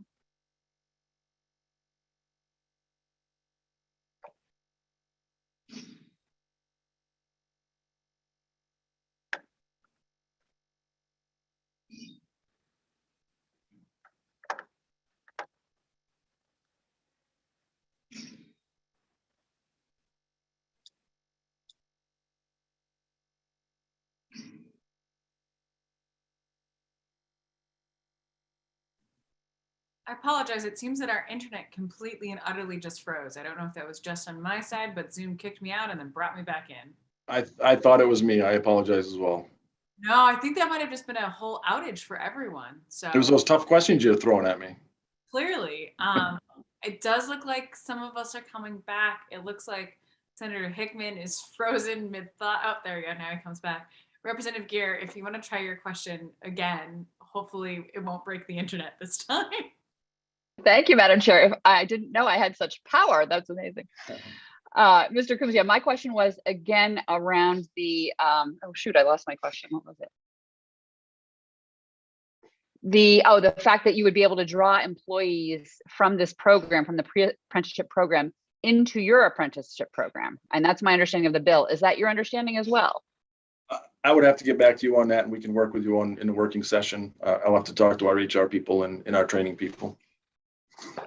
Thank you. As I'm dropping things over here. Representative Rader, do you have another question? Yes. Just a quick question with a follow-up. So you said that the bill penalizes employers, is that correct? Said that no, it would penalize some of the employee-owned companies that aren't union by making us, adhere to state mandated, as opposed to the apprenticeship program that we use right now is through AGC, Maine Apprenticeship Program. Thank you. It's my understanding that the bill I'm an educator, so the analogy is penalized versus extra credit. It's my understanding that the bill gives extra credit to folks that use the PLA, not actively penalizing people who don't. Is that your understanding? That would be my understanding, yeah. Do I have any further questions from the committee? Seeing none, thank you so much for your time. I am trying to get my computer back to where it was before it decided to quit. Dana, are you still with us to be able to testify next? Yes, I am. Perfect, Dana. If you will jump in, and just to let folks know, after Dana, Andrew Goen, if I'm saying your last name correct, you are on deck. And with that, Dana, the floor is yours. All right. Thank you, Senator Daughtry, Representative Gear, members of the Joint Standing Committee on Labor and Housing. My name is Dana Duran. I'm the Executive Director of a trade association called the Professional Logging Contractors of Maine. PLC is an association that represents over 200 logging and trucking contractors throughout the state who employ over 3,900 people directly and are indirectly responsible for the creation of an additional 5,400 jobs. Our members harvest and truck about 80% of Maine's annual timber harvest. Thank you for providing me the opportunity to testify on behalf of our membership in opposition to LD 1969, an act concerning equity and renewable energy projects and workforce development. Unfortunately, other than a few words in the bill title, the bill is essentially similar, and yes, I understand there have been a few changes, but it is essentially the same as LD 1231, an act concerning climate and community investment projects that was heard and subsequently retired in 2021 in the first session of the 130th legislature. We certainly respect the sponsor's intent, but we're not confident this bite at the apple will create any different results than LD 1231 last year. As I stated in previous testimony, we are in favor of any legislation that might come before this committee or EUT, which facilitates development of new renewable modern wood heat and power projects that could positively impact the management of Maine's forests. But unfortunately, we don't see LD 69 is going to do that.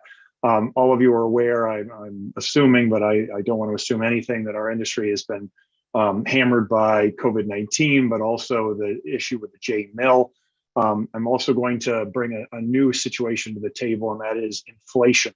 So our membership was just surveyed comparing January 2020 to January of 2022 on various parts, equipment, services, and fuel that they utilize. And over that 24-month period, they've seen their prices increase by 24% in that period of time, even though reported nationally, we've only seen an 8.5% has been reported, but our members have seen 24%, and that includes a high of 30% and lows of 17% for various parts, including labor. So I want to add that to the situation that folks know and understand what has happened to the labor market and what has also happened to as a result of inflation. I also want to add, as it relates to wood for energy production, I see Representative Gear giving me the time. We've lost about 75% of our wood heating market or wood energy market in the state in the last 10 years. That is not due to labor market forces or increases in labor costs. It is due to competition in the marketplaces for energy. So with that, I will wrap up my testimony. My written testimony is available for you to see, and I'd be happy to answer any questions. I have a question from Representative Drinkwater. Thank you, Madam Chair. Thank you, Mr. Duran, for being here. Would you tie together why your professional loggers are concerned about this bill? It's my understanding that when a project is involved, like solar fields, you folks might be called upon to clear the land. So would that have a direct effect if we had these pro-labor agreements for the logging contractors? Can you tie this all together for me, why you're so concerned with this? Sure.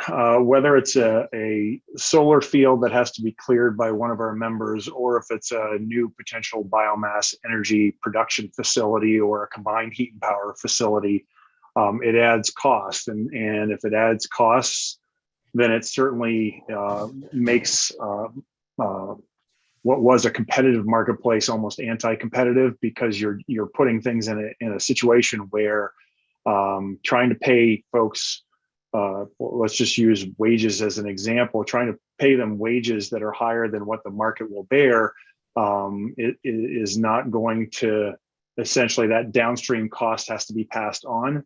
And I can tell you in the logging industry, you can't pass on downstream cost. It's impossible, because the markets that you sell the wood to set the rates, and therefore you have to work at the rates that they set. So we actually are working in between with a situation, especially with renewable energy, where we're at the whim and mercy of who we sell wood to. I brought up the example before of what's happened to wood energy markets. We've seen a demise of 75% of the wood energy market, not because of the cost of labor, but because of the commodity and because of electricity and the cost on the market. We're now seeing a return to wood energy at our large paper producers are buying more wood to create power and heat for their facilities because of what's happened in natural gas pricing. And so, that again happens because of our market forces, not because of the project labor agreement situation. So it certainly could have a negative impact upon where our members work, but also the markets in which they sell their products. Thank you, sir. Do I have any further questions from the committee? Seeing none, thank you so much for your time. Up next, we have Andrew, and after Andrew, we have, my system, of course, just glitched. Peter Gore, you are on deck, and I will move you over. And with that, Andrew, did we lose Andrew? It looks like we lost Andrew. Okay, let's see. Oh, here he is on the other side, promoting him back to a panelist. Okay, Andrew, are you with us now? I am. Perfect. We can't see you, but we can hear you. Okay, the host has to start my video. Okay, there we go. Hang on. All right. There you go. Good afternoon. I'm Andrew Gahn. I'm the Eastern Region Director of State Affairs for the American Clean Power Association. Chair Daughtry, members of the committee, thank you so much for the opportunity to offer testimony in opposition to LD 1969. Although I will say our opposition is really focused on the regulatory uncertainty issue that I understood at the beginning was going to be addressed in a subsequent amendment. So that's great. I'm going to go ahead and convey my remarks, but I really appreciate that looks like that's in place. Just as a preliminary matter, we're concerned anytime we see legislation proposed that singles out wind, solar, and storage technologies for regulatory scrutiny that is not applied to similarly positioned industries. In recent years, we've seen any number of legislative proposals across the country to add special requirements to new renewable projects without applying those same standards to competing technologies. And there's nothing unique about solar and wind generation technologies that's necessarily relevant to those provisions. This repeated discriminatory treatment towards renewable energy creates an environment where renewable projects alone are sometimes viewed as the sole vehicle for resolving important social issues, all while still having to compete on price in the market. It's a challenging situation for many of our members. In the present case, the values of equity in the workforce, fair pay, access to collective bargaining, those are clearly important to members of this committee, but several industries are similarly situated that this committee does not charge with lifting up those priorities. Several sectors of Maine's economy participate in one way or another with state programs and receiving state assistance, and they are not under the types of obligations defined in this bill. And nowhere in this bill are they made subject to those requirements. So we just urge members of the committee to seek economy-wide and sector-wide consistency in applying these important goals. As to the regulatory uncertainty, it's been discussed, but while our members agree with several of the sponsors' amendment priorities, we really object strongly to the amendment's scope and timing, the significant new regulatory compliance requirements that would come on firms building renewable energy projects as soon as January 1st, 2024. Such an early onset date would absolutely capture many projects who relied on the current law in good faith and entered into binding contractual agreements at price points that they will not be able to meet under the requirements of this amendment. So that date doesn't allow any project in development or developing a bid for pending procurement to incorporate those potential added costs into the project financials. So, in general on that, we recommend that if the legislature seeks to impose these or any other new conditions on projects that would increase costs, that policy be carefully tailored to come into effect at a point in the development process when the burden to comply is known and can be planned for in submission of bids. Finally, just on the aspect of project labor, ACP members take pride in the jobs they do and create, and we are happy to work under any reasonable labor standards. However, some workforce policies do impose higher costs, and policymakers should think about how to address those added costs, or the result will be fewer projects and slowing progress in meeting climate and energy goals. And that same goes for burdensome reporting requirements and additional processes imposed on project arrangements. The clean energy industry, we want to be a good partner in meeting these state workforce and equity goals. The policymakers, you will have to ultimately determine the balance between onerous administrative and reporting requirements and keeping the cost of renewable energy low. So for these reasons, we urge members of the committee to ensure that this law does not go forward with that obligation commencement dates enumerated in the current amendment. And with that, I'll conclude. Thank you. Thank you so much. I have a question from Representative Drinkwater. Thank you, Madam Chair. In your last paragraph, you mentioned about how to address these added costs of the results. Who will these costs be passed on to? Will it be the taxpayers or the ratepayers of electricity? Well, thank you for the question, Representative. My comment was sort of more global in general with respect to the specific PPA structure in this bill. Those costs ultimately get passed on to the electricity consumer. Does that answer your question? Yes, thank you. Do you have any other questions from the committee? Seeing none, thank you so much for your time today. Up next, we have Mr. Gore. Mr. Gore is followed by Steve Hudson. So Steve, you're on deck, and Peter, the floor is yours. Good morning, Senator. Can you all hear me? Thank you. Good morning, Senator Daughtry and members of the Joint Standing Committee on Labor and Housing. My name is Peter Gore. I'm the Executive Vice President of the Maine State Chamber of Commerce, here to speak in opposition to 1969. The Chamber opposed the same public policy discussion that's taking place today, last year in 1231. And our concerns have not been alleviated with the new version of the bill. The fact of the matter is everybody wants clean, affordable energy policy going forward. But our concern is 1969 as to 1231, sets winners and losers up.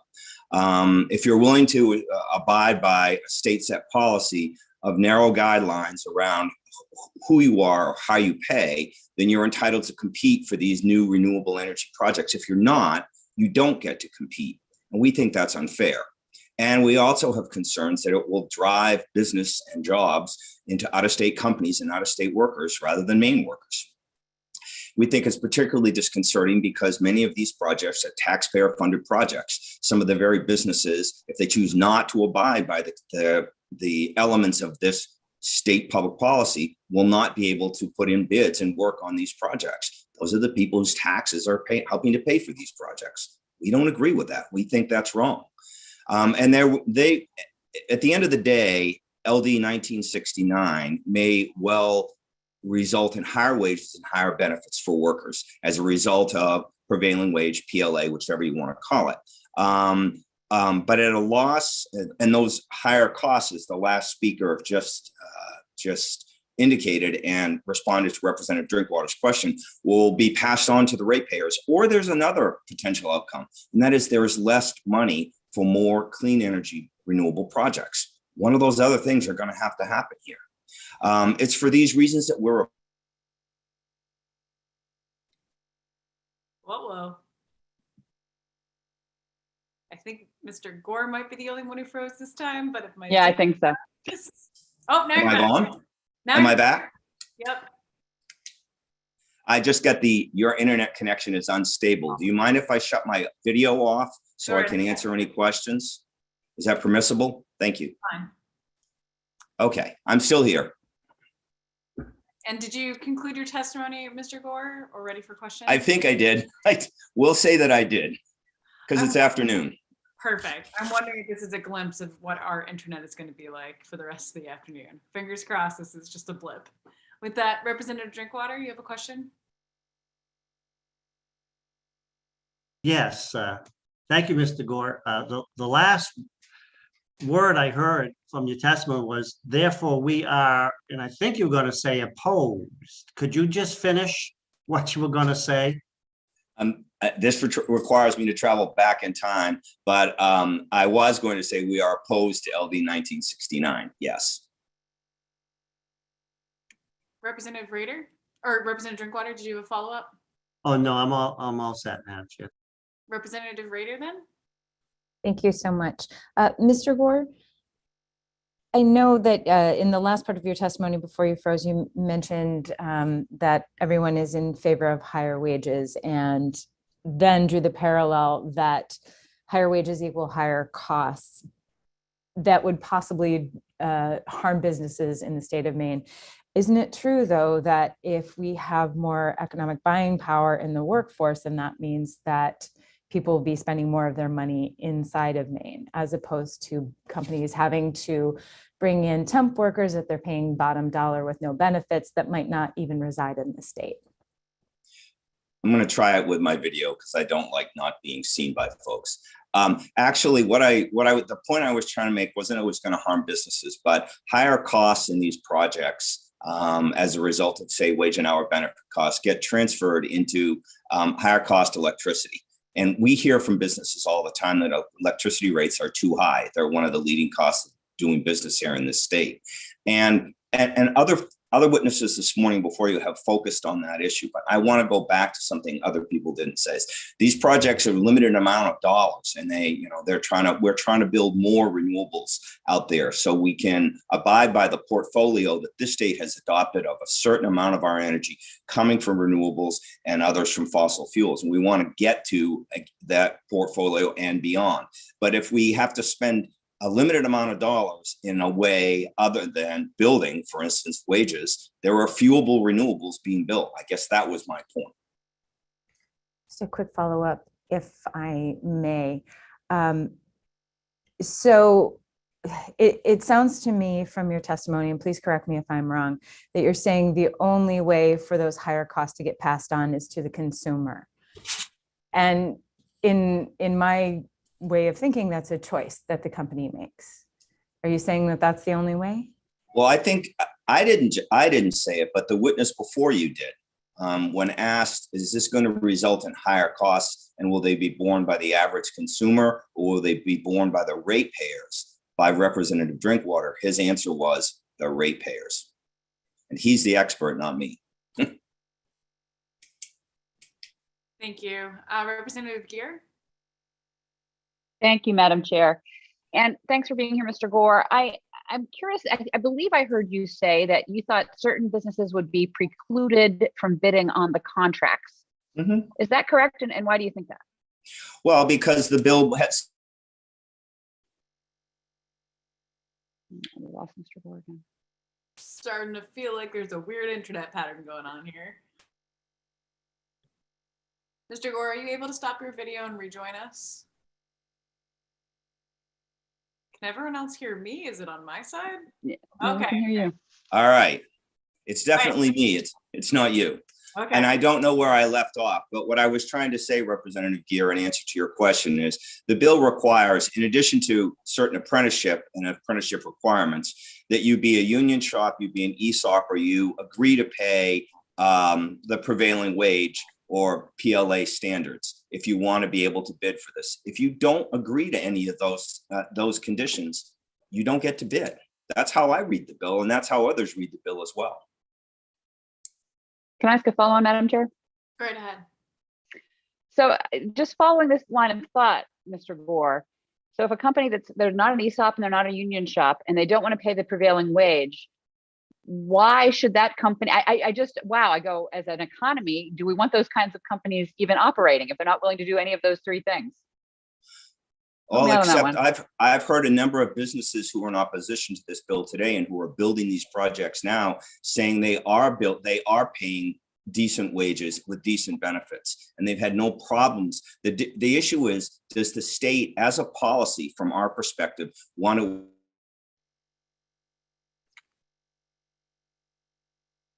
Oh no, we're losing some people again. And it looks like the good chairwoman is frozen with the drink halfway in. This is very bizarre.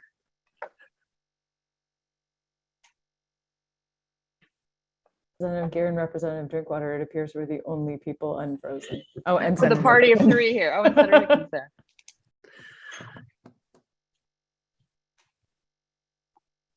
Oh, and Representative Prescott is here. There we Oh, go. there's Madam Chair is back.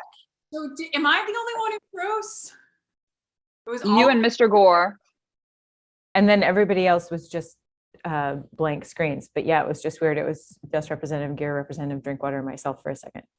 so strange. I was going to say maybe it's just a Greater Brunswick area internet outage, but if everyone else but you two froze, I wonder. I'm on Comcast, so I don't know if that figures things out. But I'm on Spectrum. yeah, weird. So maybe it's just a weird. I don't know if y'all remember. There's a national outage last year that actually happened on a Monday too. So fingers crossed it's not that. With Well, that, you started this off by not going alphabetically. And it's just mushroomed since then. you are absolutely right, Representative Drinkwater. I threw in the chaos, and from then on. I haven't agreed with Representative Drinkwater a lot today, but I'll tell you what, I think he's onto something. I think he's onto something, Senator. I'll keep my fingers crossed, and everyone say a de-hexing prayer. With that, Mr. Gore, I have no idea where we all cut off. I think Representative Gear, you had a follow-up question, or Yeah, Should I repeat my question, or Mr. No, Gore, I were you- remember. I remember it, Representative. And what I had started to say, and I'm not sure where you lost me, was you've heard from a number of businesses that are building these projects today that are providing good wages and benefits without being directed by the state, mandated by the state to do it. And we think that that's the proper way of doing it, rather than having a state policy, which could have long-term impact on our ability to build future renewable projects. We disagree with it as a policy. do I have any further questions for Mr. Gore? Seeing none. Thank you, Mr. Gore, and Thank you. everyone for all of our patience as we wade through all of this and various internet technical difficulties. Steve Hudson was supposed to be next, but I think he got kicked out of being a panelist. So Mr. Hudson, I'm promoting you again. After Mr. Hudson, we have Matt and Mark. So Matt, you are on deck as long as the internet gods allow. With that, Mr. Hudson, the floor is yours. And I will appeal to those internet gods to let me get my few minutes out. But thank you for that. Senator Daughtry and members of the Joint Standing Committee on Labor and Housing. I am Stephen Hudson, attorney with the law firm of Pretty Flaherty, here today to provide testimony on behalf of the Industrial Energy Consumer Group in limited opposition to LD 1969. We are an association of large energy consumers that advocate at the state, regional, and federal level for rapid and efficient climate mitigation while ensuring reliability and low costs for all consumers. Many of our members are either currently have or are examining renewable energy generation at their sites. They do so for many reasons, but the overarching reason is to serve their internal needs. No industrial customer intentionally installs more generation than their operations require. Most that have any significant sales to the grid do so due to unplanned interruptions in operations, and such sales are a method to avoid further costs and emissions which would result from shutting down and then starting up on-site generation. Maintaining consistent energy operations over time maximizes the efficiency of industrial production. We view this bill as primarily aimed at generators receive state assistance to primarily sell their output to third parties. Such are not IECG members or industrial consumer generators in general. We suggest an amendment if this committee wishes to proceed with the sponsors amendment. We suggest a further amendment exempting renewable projects located fully on the customer side of the utility meter. It might be one way to address our concerns with the bill as printed. We also know that all of our members who are industrial consumer generators currently operate with one or more collective bargaining agreements in place, and we believe that such voluntary bilateral labor agreements should be respected. And we would ask the committee's indulgence on that. I would note the committee is blessed to have Representative Cuddy, who's a member of the EUT committee, on this committee as well. But I might suggest that it would be helpful to the committee to get a short briefing from the Public Utilities Commission concerning how Maine solicits and what kind of financial assistance it provides to various scaled renewable energy projects. I would note that you're hearing from a very diverse group. Some of them are very large grid scale projects that compete with other large scale renewable energy generation projects for PUC contracts. We typically support those because those are very cost effective contracts that actually stand a good chance of not imposing above market costs on consumers. Then on the flip side, you have the small distributed generation developers. Those folks do not compete. If they qualify and they build, they get a defined benefit. And so there are really no sales. They're not competing with fossil fuel generators. They're not even competing with each other. And those folks are getting benefits as high as $180 to $190 per megawatt hour, which is equivalent to what natural gas that you've thrown about today is currently at its peak. So those are significant small projects with high costs for main energy consumers. But with that, I'd be glad to answer any questions the committee has now or at the work session. Thank you. Mr. Hudson, do you have any questions from the committee? Seeing none, thank you for your time. Up next, we have Matt Marks. And after Matt, we have Garrett Mason, who I know I've been seeing him coming in and out of the waiting room, so we'll try to make sure we can get him in. If Garrett is not in the waiting room at that time, Mr. Payne, you will be next. And with that, Mr. Marks, the floor is yours. Thank you, Senator Daughtry, distinguished members of the Committee on Labor and Housing. My name is Matt Marks. I'm a resident of Scarborough, testifying today on behalf of AGC Maine. Share my comments against the bill as written. I'm going to pinpoint the parts of my testimony that I think make the most sense, haven't been covered yet so far. And I provided a written testimony as well with details about the sections I have concerns about. To me, the bill is designed and redesigned with this amendment and provides distinct advantage to some contractors in the procurement process. And I want to just go over the apprenticeship and pre-apprenticeship pieces of this. The U.S. Department of Labor and the Maine Department of Labor provides guidance to companies and unions to design an approved apprenticeship program. An approved craft apprenticeship minimum training hours is 144 classroom/education hours per year and 2,000 of on-the-job training hours. Those are the minimums. So this bill sets a different minimum requirement. It's 3,000 OJT hours and 300 classroom hours. Well, I debated this with the sponsor, and he was very kind to take a good deal of time to meet with me over the last 6 months. He clarified that a training program that is 1 year, the minimum standard, couldn't lead to adequate knowledge or experience for an apprentice. I think I've summarized that appropriately. If the committee concurs with that, I think the correct pathway for that discussion is really within the US DOL, Maine DOL, bringing together all the stakeholders for their input. Well, I expect that few programs only have a limit of 144 hours of education. Some trades are undoubtedly adequate at that level. And the federal government and the state government both see it that way. For pre-apprenticeship, we believe in making an arbitrary decision without discussing the criteria will impact the existing programs that are in the field today. If the standard is 144 hours, why would the pre-apprenticeship be 120 hours? And what was used to develop that decision? We generally value both, and pre-apprenticeship can be a critical tool for recruiting and providing formal pathways to complete an apprenticeship program. That is especially true for recently incarcerated individuals or those who have fallen upon hard times with addiction. Today is really our only day to sort of voice our opinion about those changes. That's why I'm bringing those up.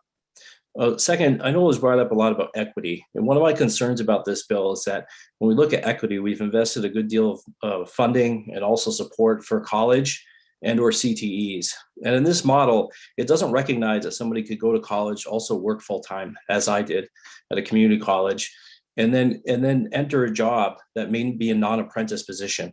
Same with CTEs. So I asked the committee to think about that on the 120-hour requirement. Some individuals learn better in the field. That's my opinion. And also some folks, it takes a lot longer to introduce the classroom material. I understand that we've set sort of these minimum requirements, but I can tell you firsthand, we trained about 3,200 people over the last few years. And some people, it just takes a lot more time to get them used to that classroom environment, particularly in some of the groups we work with. Secondly, I'll just leave you with this because I know my time is running out, unfortunately. But we just finished a rulemaking related to apprenticeships with the Green New Deal, and it applies to renewable energy, and that was just happened. So I would just ask you that you consider that as you move forward. It was just an additional rule that just hit the streets. Last, I'll just leave with this. I know a lot of you own businesses. I just think about the positions you have within your own companies, from higher skilled to lower skilled. Do you have any positions that might require fewer than 8 weeks of classroom time before you consider them qualified and competent to perform their craft? And I'm not suggesting that all of them require 8 weeks, but there might be some within your own companies that you could see that may not require 8 weeks of classroom time in the first year before they become experienced enough at their job. So I know I'm out of time. I detailed everything in the written testimony. I'm happy to answer any questions about this. I think it's a very complicated bill. Thank you, Mr. Marks. Do you have any questions from the committee? Seeing none, thank you for your time. I do see Mr. Mason has been able to join us. So Mr. Payne, I am going to skip over because apparently if I don't follow the alphabet, the sky falls. So the Honorable Mr. Mason, if you wouldn't mind jumping in. Yeah, I heard about that. You definitely got to keep it to the alphabet, Senator Daughtry, for sure. Well, it's good to see you, and Senator Daughtry, Representative Sylvester, members of the committee. It's good to be back, even if it's only virtual. But my name is Garrett Mason, and I'm a resident of Lisbon, and I'm a partner at Dirigo Public Affairs, and I'm here to testify in opposition to LD 1969 on behalf of our client, the Associated Builders and Contractors of Maine. ABC is a national trade organization that represents over 21,000 merit shop construction and construction-related firms across the country. Our membership here in Maine includes I'll stop by. Our membership in Maine represents 182 members statewide, and many of them are in your communities that you serve. Thank you for the opportunity to testify today. Our organization believes very strongly in energy independence for Maine. We believe that it's critical for Maine people and businesses to be able to access energy at a reasonable price. It is no secret that energy prices have risen dramatically this winter, and we do not believe that LD 1969 will do anything to help this situation. In fact, it will do quite the opposite. Placing further regulations and requirements on regulators, project developers, and those they contract with will increase the cost of energy for Maine people and businesses. We fail to see how this would be a net benefit for anyone involved at any point in the construction or the delivery of energy at the end of the project. We have many concerns about LD 1969, but we'd like to point out a few of them here. As Mr. Marks just mentioned, on January 15th of this year, the Maine DOL's Bureau of Labor Standards enacted rules governing apprenticeships in the construction of energy generation facilities. These rules were necessary after the passage of LD 1282 in 2019. We do not believe it would be beneficial to rewrite these rules when they were only finally implemented less than 2 months ago, because it would be a waste of department resources and would cause yet another wave of uncertainty around these projects that are coming online over the next few years. ABC Maine is also opposed to the project labor agreement provisions of the bill. According to the proposed amendment, the labor and project performance standards could be ignored if the contractor was a signatory to a PLA. Furthermore, it also requires that the PUC consider whether or not bids received for a Class 1A project includes a PLA. This is a shift in policy and would apply retroactively to January 1st, 2022. By placing a PLA consideration in the bid process, it would make it nearly impossible for a company who is not part of a PLA to compete for work. PLAs would only make these projects more expensive and allocate jobs to out-of-state contractors. Adding more on top of a PLA preference adds insult to injury. What's more is that this provision would also exclude nearly 90% of Maine construction workers who have chosen not to join a union. ABC Maine shares the goals of the sponsor in that we too want to see more Mainers on the job throughout the state. That is why ABC Maine has worked to implement an approved and accredited apprenticeship program that you can learn more about on our website. We are also proud of our many members who offer training programs specifically designed to meet the needs of their workforce. And I know my time is almost up. I'll finish up with this. Maine has laid out ambitious carbon reduction goals for the first part of the 21st century. If we are to meet the goal of carbon neutrality by 2045, the legislature should not pass LD 1969. It only muddies the waters and will make that goal harder to achieve. We ask you to vote ought not to pass on LD 1969, and I will try to answer any questions that you may have. Thank you. Thank you so much. Do you have any questions for Representative Drinkwater? Thank you, Madam Chair. The Honorable Mason, nice to see you. Nice to see you too, Representative. Nice looking vehicle you've got there. I hope you got your seatbelt on. I'm parked. I'm good. You talked about the implementation in January of 22, the DOL Bureau of Standards. Are you hearing anything from your association that says, you know, there's problems with these standards, or these standards are going to be hard to meet? You're telling us that the standards are already in place. Is that correct? Yeah, the Department of Labor just issued these. There was, I think there was 3 announcements on the website. There was no public hearing because they were routine technical rules. So the department just, wrote them. And from my understanding, there was no request for a public comment. So they went through relatively easily. But I mean, our position on the rules is that they were just implemented. They haven't even been in place for 2 months. And, we're going to go back and rewrite them in a different way.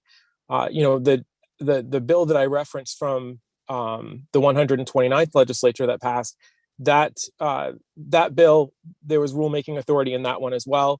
And it took, over 2 years, almost 2.5 years to get the rules for this written. So, I mean, we bring that up very much like Mr. Marks did as a cautionary issue. I mean, a lot of these projects are being bid right now. And, you look forward to 2023, 2024, we just need to be aware that contractors are bidding under the current rules. So we need to, however you all decide to go forward with this in the legislature, you need to be aware that any kind of uncertainty, especially in an energy market, causes prices to rise. I hope that's helpful. Thank you very much, and have a good day. You too, sir. Do you have any other further questions for the committee? Seeing none, thank you for your time. We've been trying to figure out how this works virtually when prior members come before the committee, but I'll just say you have an IOU for bringing us a treat next time we're in person. All right, fair enough. Thank you, Senator. Thank you so much. And with that, alphabetically, I do have Jeremy Payne joining us. I don't have anyone else signed up to testify against. So if you are in the attendees portion of the Zoom and would like to testify against, please make sure that your hand is raised. And real quick, Mr. Drinkwater, did you have your Representative Drinkwater? Wow, I'm doing great at titles today. Okay. And with that, Mr. Payne, the floor is yours. Okay, thank you. Good afternoon, Senator Daughtry, members of the committee. My name is Jeremy Payne. I'm the Executive Director of the Maine Renewable Energy Association. As we did last year when this bill's fraternal twin came before you, courtesy of the very same sponsor, we are opposed to the printed bill and the sponsor's amendment. While we certainly share some of Representative Cuddy's laudable goals found within the legislation, like a high quality and Maine-based workforce, clean and Maine-made electricity, and progress toward meeting our climate goals, we do not believe this is the right approach to cost-effectively achieving those clean energy goals through rushed and substantive changes to apprenticeship requirements, additional regulation, unfairly targeting only clean energy projects, and impacting open RFPs by changing the rules in the middle of the game. The private marketplace will accomplish many of these same workforce priorities. In fact, twice in the last month, we have written letters of support for grants to help fund a new solar electricians program for the community college system, and another letter for the Associate General Contractors of Maine's Innovative Construction Academy. We know we need more tradespeople to make our clean energy transition. However, it is clear we can do this without the need to effectively hamstring other companies who choose not to pursue the use of a PLA or are not employee-owned companies. As drafted, the legislation provides bonus points to a bidder through a PUC-administered RFP for renewable projects larger than 2 megawatts. And it sends a clear message to bidders: include a PLA or work with an employee-owned business, or you will face a competitive disadvantage. As this committee surely knows, our electricity prices have spiked due to exploding natural gas prices, and standard offer customers are now paying more than 80% above what they were just paying last year. We must be extremely cautious with introducing any additional requirements that will drive up the cost of electricity for future renewable energy projects. Any efforts to direct energy construction work away from some companies or toward others will only have the ultimate effect of decreasing competition and increasing prices.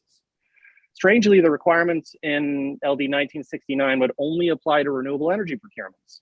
If it's such an important shift in policy that it's not only deemed to be an emergency and is being rushed through the process where the sponsor's amendment is released on Thursday and then has its hearing 2 days later, then why would it not also apply to the next proposed natural gas or oil-fired generator? we're serious about having a level playing field, and it's illogical to only extend those requirements to the clean energy industry. Further, there's language at the bottom of page 6 of the sponsors amendment that would impact an open RFP that the PUC is currently administering for transmission and generation projects in Aroostook County. That was LD 1710 from President Jackson just last session. I included a clip of the specific language that I'm referring to, but basically it implicates the RFP that's open now. The PUC is accepting transmission bids that are actually due tomorrow. And then the generation bids are due a few months later. So passing this bill would lead to changing the rules in the middle of the game, and it's precisely what has saddled this state with a questionable business and investment reputation. For all of those reasons, we respectfully encourage the committee to vote ought not to pass. Thank you, and I'd be happy to try and answer any questions you may have. Thank you so much. Do you have any questions from the committee? Seeing none, thank you for your time and your patience with all of our technical glitches. We're not seeing anyone else who signed up to testify against, so now we're going to move on to neither for nor against. And up first, we have Dan Burgess from the governor's office. One problem though, we have 2 Dan Burgesses in our attendees portion. So in the words of semi-requoted Eminem, would the real Dan Burgess please stand up? Oh, there we go. And after Dan, we have Deirdre Schneider. You're on deck. I'm going to promote you now as well. And with that, Mr. Burgess, the floor is yours. Thank you, and good afternoon. I appreciate that. Quote Center staff person and I are using the same Zoom, so there were 2 of us, but there's only one of me right now. So Senator Daughtry, Representative Sylvester, and members of the Joint Standing Committee on Labor and Housing. I'm Dan Burgess, Director of the Governor's Energy Office.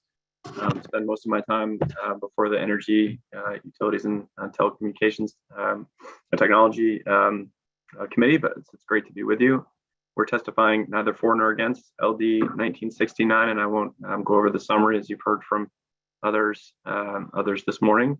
Just do want to provide some specific points that are in the testimony. So we've remained have been and remained a staunch advocate for growing Maine's clean energy industry, including the creation of good jobs for Maine people. Our office, in coordination with Director Hannah Pingree's office, released a report called Strengthening Maine's Clean Energy Economy in 2020, which offers analysis of the momentum for the clean energy sector and how the sector has been an opportunity for growth and workforce growth in the state. This report also provides strategies for expanding the workforce, supporting innovation, training opportunities. Was presented to the Climate Action Plan. When that report was, when the Climate Action Plan came out, the governor announced her goal of doubling Maine's clean energy workforce.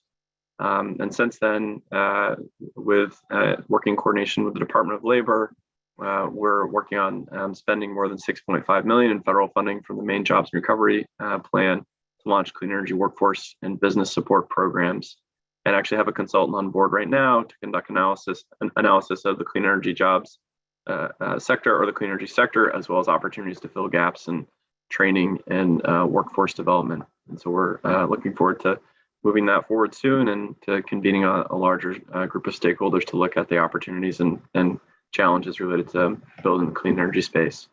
So we appreciate the intent of the legislation and bill sponsors' willingness to engage on these issues. I've had several good conversations with the sponsor and others, and have a few areas of outstanding questions, some of which have been touched on today. First being cost implications and benefit to Maine workers. We want to make sure that any legislation provides the greatest benefit to Maine's clean energy workers, and that there's a balance of ensuring these high quality jobs with the overall ratepayer costs.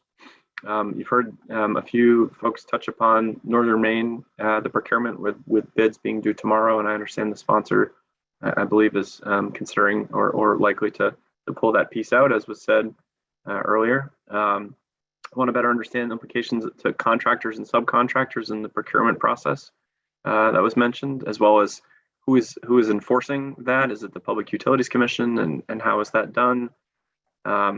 Finally, or 2 other quick points as my time wraps up, but how this might impact projects that are going under refurbishment or retrofitting.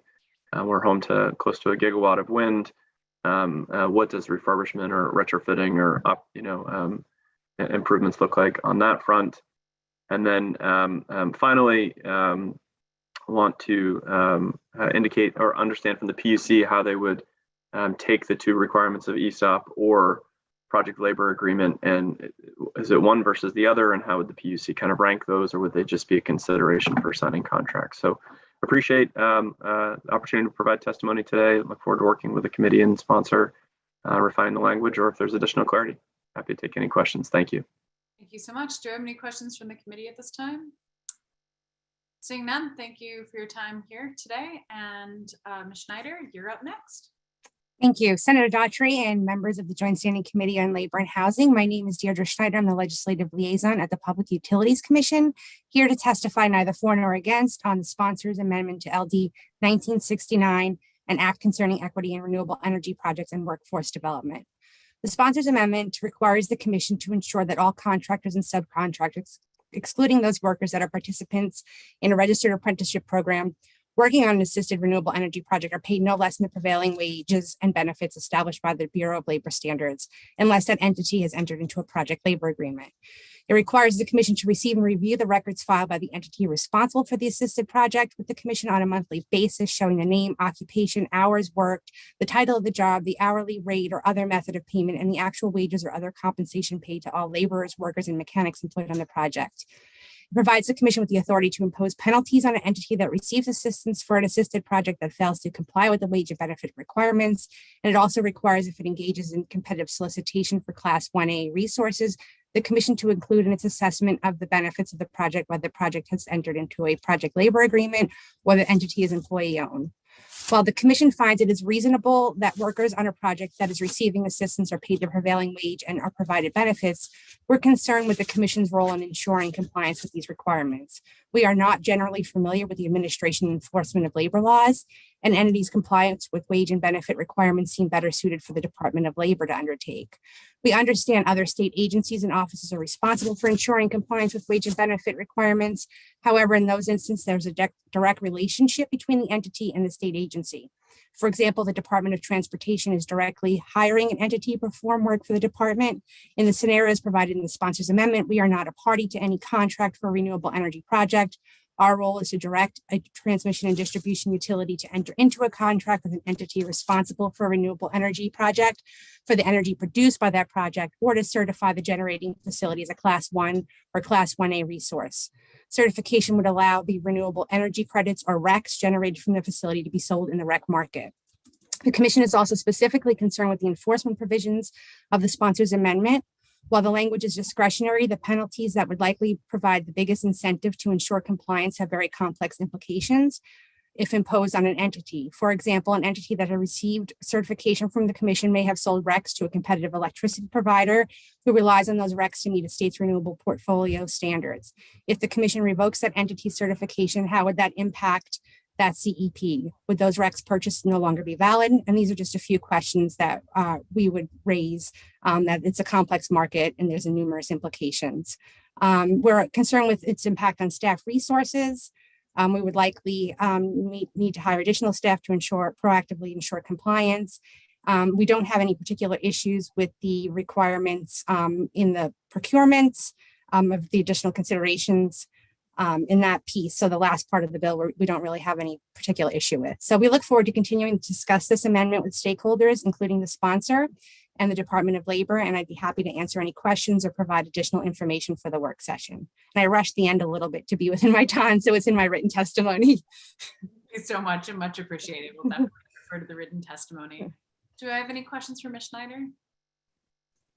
Seeing none, thank you for being here. Thank you. With that, is there anyone else present in the attendees portion of the Zoom who intended to testify on this bill and has not done so? Going once, going twice, gone.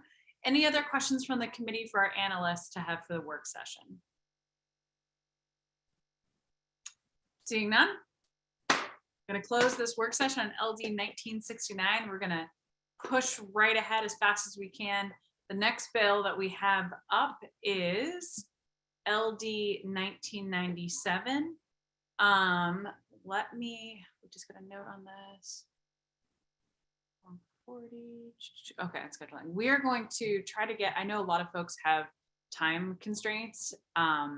We are going to open the bill LD 1997, an act to implement certain recommendations of the committee to study the feasibility of creating basic income security. Just so folks know, the bill sponsor is out today. What happens, I know there are people here who would like to testify. So I'm going to have Representative Rader, if she wouldn't mind, just very quickly read the summary. And we won't be asking her questions as it's not her bill, but this will enable us to open it up for the public to testify. And with that, Representative Rader. Thank you so much. I will speak quickly. This bill implements recommendations of the committee to study the feasibility of creating basic income security. The bill establishes a permanent committee within the Office of Policy Innovation in the future to examine current safety net and work support programs to improve the adequacy of safety net and work support programs. Better coordinate these programs to simplify access and improve efficiency, change policies and processes to reduce so-called benefit cliffs and interactions between existing programs, improve access to safety net and work support programs for historically disadvantaged racial, indigenous, and tribal populations with the goal of reducing racial and economic disparities in the state, and make eligibility requirements for safety net and work support programs clear and understandable for the public.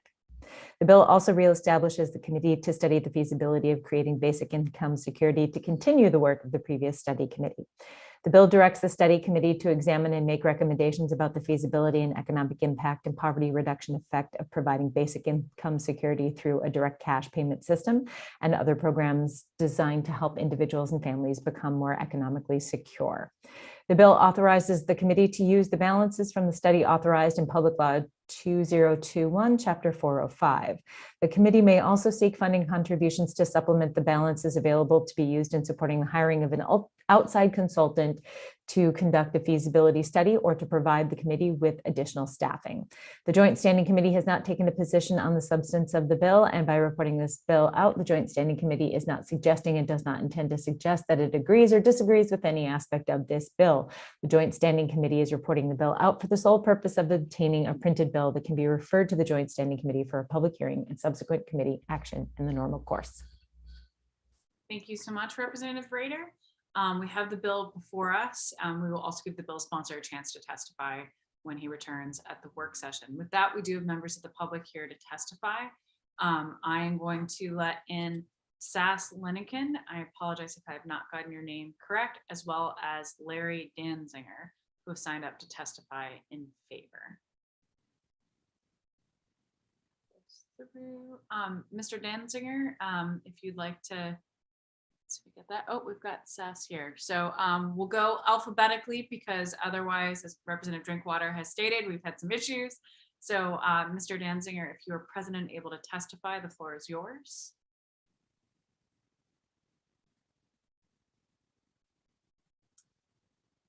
And doesn't look like he's able to join us at this time. So Sass, since you are with us, if you'd like to take it away.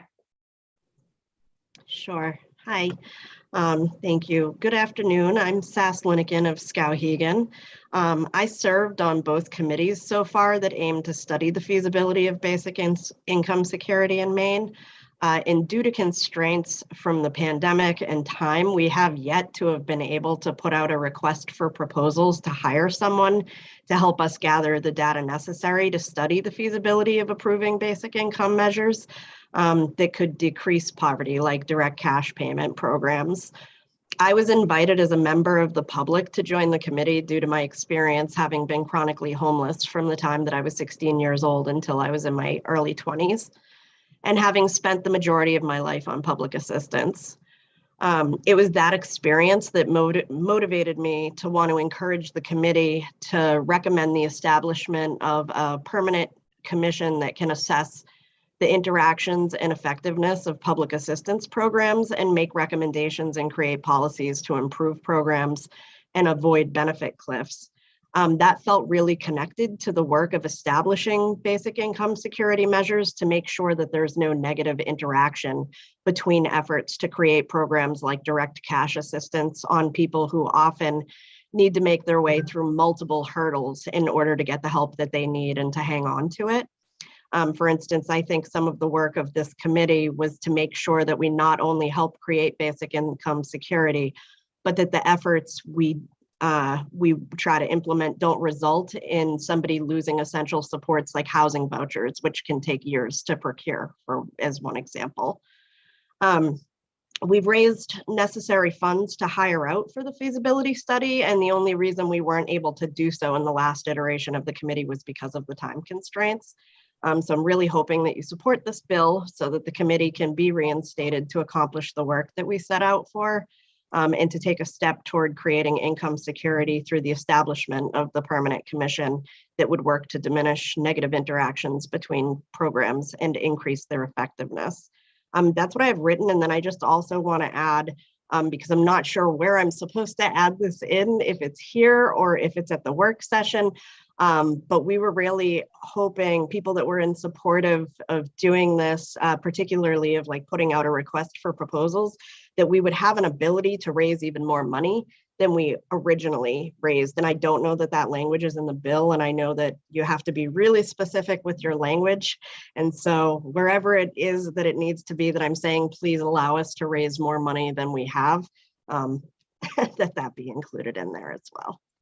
Thank you so much. I'm going to jump in with a quick question. So you're saying language that sort of allow that outside fundraising mechanism is what you're looking for? That we could do it on, yes, like outside, and that we could raise, like, I think that the cap on it last time was like $20,000 or $25,000. And just from like some small conversations we've had with others, it sounds like it's possible that it may cost more than that.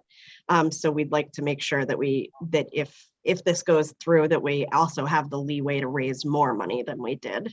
Okay, thank you. Representative Warren? Thank you. I really appreciate this final comment. Is that part of your written testimony about maybe what it should be instead, or any more detail you could provide about what maybe who you've been speaking to about how you know what the correct number to set it at would be, or how we could find that information? I don't have it written. My guess is that Larry will be able to speak to that a little bit. Larry Dansinger, who's also up to give some testimony. I know that there were some please forgive me. I have a brain injury. And so the ability to all of a sudden get up like specific information is not easy for me. But if I need to come to the work session with that, I'm happy to come with that information, because we did talk to a couple of different groups. I think one of them was the Maine Center for Economic Policy, but I don't remember if it was them. My recollection, though, was that it was somewhere like it could go up to $50,000. But again, this is me just kind of guessing. So I can come to the work session with like a much more specific answer to that. And also, no, I didn't write that in. I realized that after I was saying it, but I'm guessing Larry is going to speak to that. Thank you very much. I hope you'll be at the work session. Thank you. Thanks. Just want to say you're doing great. So I know how intimidating it can sometimes be to be in front of a public hearing, whether it's virtual or in person. So especially. Thank you very much. Just wanted to say that. Do I have any other questions from the committee at this time? Seeing none, thank you so much for being here, and we'll definitely reach out for the work session. With that, I'm going to recognize Mr. Dansinger. The floor is yours. Thank you. Hopefully you're, well, I can see myself, and hopefully you're listening to me also. We can see and hear you. You're good to go. So, and I apologize. Somebody called me just as things were starting, so I missed some of what Sass Linikin said. However, looking at the legislation, and there are two things I want to mention, and I can also respond to the question, I think, about potential cost. And the first thing I wanted to mention is that we hope that pretty much all the people that have been on the committee this past year will continue to be on the committee. I know because of changes in the membership of the people on this committee, one change will have to be made because Dave Miramont is no longer a member of this committee. And my suggestion, and hopefully the other senator will not take offense, is to include Craig Hickman as a member of that committee. The second thing is that the very last paragraph I looked at the last paragraph of the summary is extremely confusing. I don't know if anything was said about that, but my understanding is that this committee right now is considering a bill, and whatever's on that last paragraph makes no sense to me, and I hope you could just get rid of it or do something to ignore what it says, because I can't understand what it says. And hopefully, if somebody else can understand that, maybe they can explain it to me. In terms of the amount of additional fundraising that I've been working on, at least a couple of the people that I've spoken with have talked about the current amount that's already been raised, about $20,000. We're looking at about $50,000. And one of the people responded saying essentially, the more resources, the more detailed a study there could be, and the more engagement of potential stakeholders that could be done, which of course can build buy-in for the policy and investment long term. So that's one of the statements from one of the group, a person from one of the groups that did express interest in doing the feasibility study earlier on. And another person specifically has responded saying about $50,000. So that's what we're trying to raise as a total amount. Thank you so much. Do you have any questions from the committee at this time? Seeing none, I'm sure we'll probably have some from the work session, and especially when we have a chance to dig a little bit into it more. Thank you so much for your time and for being here today. Sure thing. Up last, we have Ms. Danforth to testify. I'm going to pop her over right now and move everyone over to the correct area. Let's see. Ms. Danforth, the floor is yours. Thank you. Good afternoon, Senator Daughtry and members of the Committee on Labor and Housing. My name is Ann Danforth, and I'm a policy advocate at Maine Equal Justice. We're a civil legal services organization working with and for people with low income, seeking solutions to poverty through policy, education, and legal representation. Thank you for the opportunity to testify in support of LD 1997. While Maine Equal Justice supports Section 2 of this bill, I will focus my testimony on Section 1, which would help modernize and improve our current safety net and work support programs, moving us towards a system that is simple and easy to use, well-coordinated, human-centered, and efficient. At Maine Equal Justice, we work closely with Mainers with low income who are struggling to make ends meet. We hear from clients regularly about the challenges they face trying to access safety net and work support programs from a system that is siloed, antiquated, irrational, and inefficient. The administrative responsibility to deliver the help people need is scattered throughout different governmental agencies and is largely not integrated or coordinated. While these supports are essential and a lifeline for many, unfortunately, they aren't reaching many of those who need them most. Creating a committee to improve the effectiveness and accessibility of Maine safety net and work support programs would work to address these issues. States throughout the nation are beginning to modernize their systems to reach this goal. For example, North Carolina's goal is to design their safety net system so people who only have to tell their story once to receive the supports that they need. There are some, but not enough areas where increased coordination across state government is already being considered in Maine.